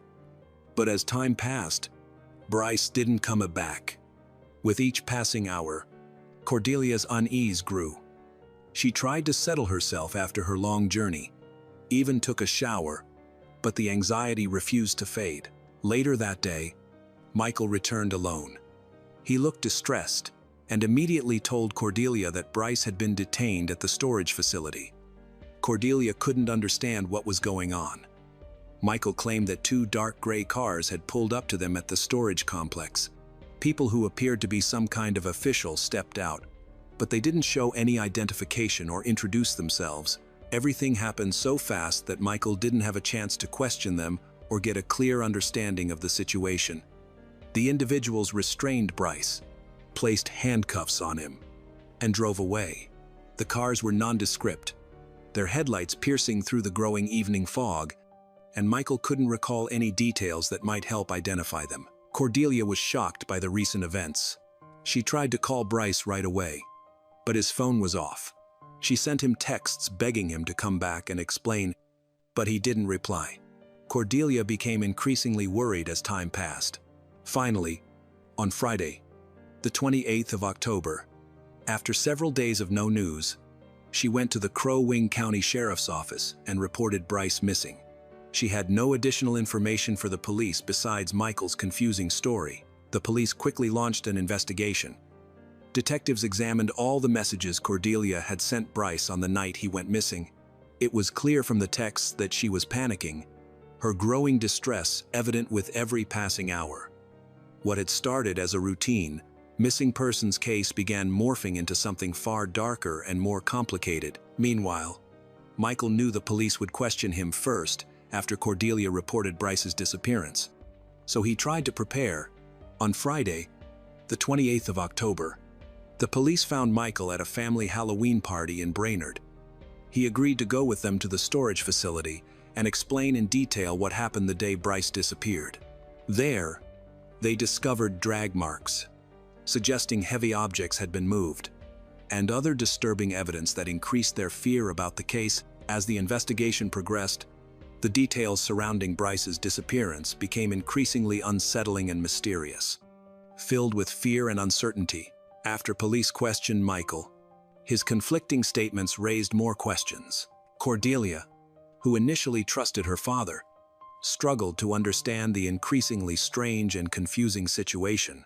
Michael recounted the events, striving to leave no detail out. He explained that he and Bryce had arrived at the storage unit in a white Ford Escape with a trailer to sort through some belongings after the lengthy road trip Bryce and Cordelia had recently taken. The task took about 45 minutes, with Bryce sorting his things to decide what to keep and what to discard. On the way to the storage, they had spoken very little. Michael asked Bryce about his and Cordelia's trip. Bryce had simply replied that the drive was fine. Both men had been quiet and distant, seemingly uninterested in making conversation. At about 5:45 p.m., as they were getting ready to leave, two dark gray cars suddenly blocked their path as they were pulling out of the storage unit. Michael noticed that the cars had flashing lights, but they weren't the usual lights found on police patrol cars. Instead, they looked like the type used on unmarked police vehicles. This seemed strange to Michael, making him question whether the people in the cars were actually law enforcement. Michael said that he and Bryce were briefly stopped by people he couldn't identify. Michael was taken back to his white Ford Escape. Bryce was put into a dark gray SUV. Michael remembered a small computer on the SUV's dashboard, but nothing else stood out inside. Michael felt the situation was well planned and involved multiple people. As the investigation continued, hints of tension within the family began to emerge. Michael admitted he was reluctant to spend time with Bryce and felt uneasy around him. Detectives found it curious why Michael had agreed to help Bryce with the storage unit at all, especially without Cordelia being present. Cordelia later explained that she had stayed home because she was exhausted from their long journey and needed time to rest. Cordelia and Bryce had set off on their road trip right after her graduation in June. For 4 months, they traveled across multiple states, exploring new places, staying in budget motels, and occasionally sleeping in their car. It was a time of freedom without constraints. But they returned early. Michael felt that something was wrong. Cordelia was acting differently. She was quiet and reserved. She had also started doing strange things, like avoiding talking when Bryce was around. After Bryce was kidnapped, Michael came home wanting answers. He spoke to Cordelia, trying to understand what was going on. Cordelia initially dismissed it, saying everything was okay and there was no danger. However, Michael felt she wasn't being truthful and was hiding something. Last March, Bryce came to stay with Cordelia's family. Almost immediately, the house felt different. At first, the changes were small. Little comments, uncomfortable silences, and strained conversations that could be seen as normal arguments. But soon, things got worse. One morning, Cordelia came downstairs with a bruise on her face. When her parents asked how she got it, She said she tripped while playfully fighting and hit her face. Michael didn't believe her. But Cordelia insisted that's what happened. Michael was increasingly worried about Cordelia. His other daughter, who was staying with them, said she'd heard Cordelia crying in her room that night. Michael knew Bryce and Cordelia's relationship was in serious trouble. Michael was constantly on edge. Michael wanted to know more about Cordelia's recent trip. She mentioned visiting Washington recently, which worried him. He remembered that Bryce's captors had mentioned Arizona, and he knew Cordelia and Bryce had been there just weeks before. These details made him think their travels were connected to something illegal. Michael also told the police that Bryce frequently used marijuana. He was worried that banned substance use might be connected to their current problems. He also pointed out that both Bryce and Cordelia carried two phones, a regular smartphone and an older phone. The police were especially interested in finding Bryce's phones because they thought they might contain important information. However, Michael didn't know where the phones were. Cordelia was also avoiding the topic of the phones and didn't want to talk about them. Investigators considered the possibility that Bryce's disappearance was planned or that he was trying to hide. Some evidence suggested it was premeditated. However, Michael didn't believe Bryce would leave willingly, especially leaving Cordelia. Michael suspected the situation was more complicated than it seemed. Cordelia told Michael that she and Bryce had planned to move back to Montana to find jobs and start fresh. But she also disclosed that Bryce was controlling. She said he tracked her phone calls and emails. Michael noticed fear in his daughter, which made him even more worried. He wanted to help her, but she wasn't ready to fully share the details of her relationship with Bryce. The investigation revealed that Bryce had been tracking Cordelia's phone. He had made her connect all her devices to his, so he could monitor her contacts, messages, and calls. Police also asked Michael to give them his phone to check his location on the Wednesday evening Bryce disappeared. Michael claimed that after leaving the storage facility, he went home, then drove to Brainerd and visited his uncle. However, his story had some inconsistencies. The situation grew increasingly complex. There were clear tensions between Bryce and Michael, who had openly expressed mistrust and dislike for him. To unravel the truth, investigators delved deeper into the Laflex family dynamics and the relationship between Bryce and Cordelia. Michael, born in 1977 in the suburbs of Brainerd, grew up in a troubled home. After his parents divorced, his mother remarried and had more children, leaving Michael to grow up with his half-siblings. After graduating from high school in 1996, he moved to the small town of Center, working in construction before becoming self-employed, taking odd jobs for neighbors. In 1990, Michael, then 21, faced his first legal problem. He pleaded guilty to third-degree criminal conduct and received a sentence of 5 years probation. This experience motivated him to change his life and avoid future trouble. However, in 2018, he was convicted of fourth-degree misconduct. This conviction involved an adult with a diagnosed mental incapacity who initially refused an intimate relationship with Michael, but ultimately agreed after he repeatedly pressured them. A devoted father. Michael has a tattoo of his daughter Cordelia on his arm that reads, "Daddy's Girl," a testament to his deep love for her. Cordelia's home life in Center, however, is fraught with tension. Her father, Michael, is controlling and once hired a private investigator to spy on her ex-boyfriend, creating a suffocating atmosphere. Cordelia's mother is battling Huntington's disease. Adding to the family's difficulties, Cordelia's transgender sister faces his own challenges. And while Cordelia is supportive, the pressure of her father's control leaves her feeling stifled and yearning for freedom. In February 2022, Cordelia meets Bryce, a dog-loving, adventurous companion, born in 1999 in Brainerd. Bryce, 23, dreams of building a yurt in Alaska and starting a self-sufficient farm. He yearns for a life of freedom, connected to nature. Cordelia and Bryce's encounter quickly blossoms into a friendship, bonded by their love of dogs and their desire to break free from constraints. Soon after Cordelia graduates from high school in June 2022, she and Bryce decide to take a cross-country road trip. The trip is not only an adventure but also a way for Cordelia to escape her parents' control, and for Bryce to pursue his vision of an independent life, in harmony with nature. This journey becomes a symbol of both of their desire for freedom and a way of life away from the modern world. Back to the investigation. When investigators circled to Michael about Bryce's phone, 10 minutes after his initial denial, he eventually admitted that he had taken it from the car and thrown it away in a trash bin at a gas station in Brainerd that same evening. He explained his actions by saying he was trying to protect his daughter. Michael confessed that he was terrified by the situation and worried that someone might track Bryce's phone and endanger Cordelia. Outside the storage complex, Michael spoke to the investigators, clearly distressed and feeling helpless. He said he'd been struggling to accept the situation his daughter was in. Michael openly shared his concerns about Bryce's behavior, admitting he felt deeply uneasy. He suspected Bryce was mistreating Cordelia, explaining that Bryce controlled nearly everything in Cordelia's life, making her feel humiliated and powerless. Michael said it was incredibly painful for him to witness this as her father. Michael told the investigators that he'd had thoughts of revenge, especially seeing how Bryce controlled Cordelia. However, he insisted he didn't want to do anything illegal and was trying his best to protect his family legally. During the investigation, Michael took 4 polygraph tests and said he passed all of them. He thought this proved he was innocent. However, the investigators told him that polygraph results are not allowed as evidence in Minnesota courts.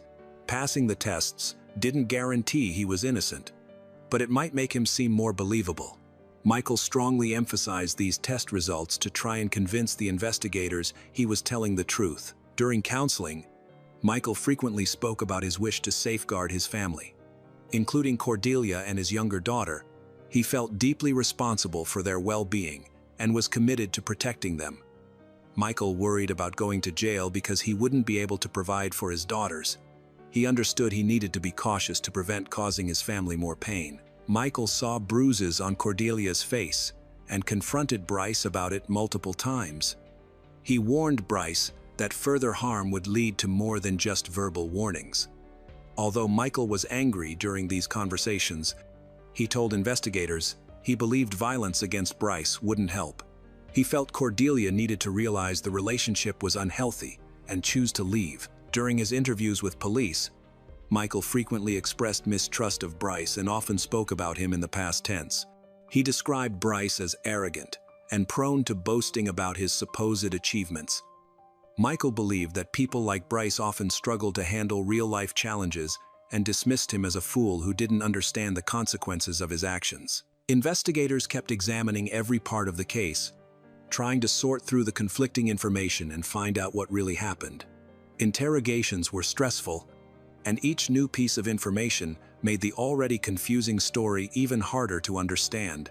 Detectives worked to make sense of the scattered and conflicting details of the story.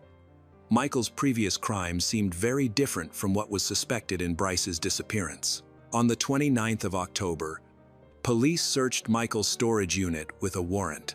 Inside, they found a bleach bottle on the floor. Testing showed the bottle had both Bryce's and Michael's DNA on it. Investigators also found traces of blood and drag marks, suggesting a heavy object was dragged using a sled.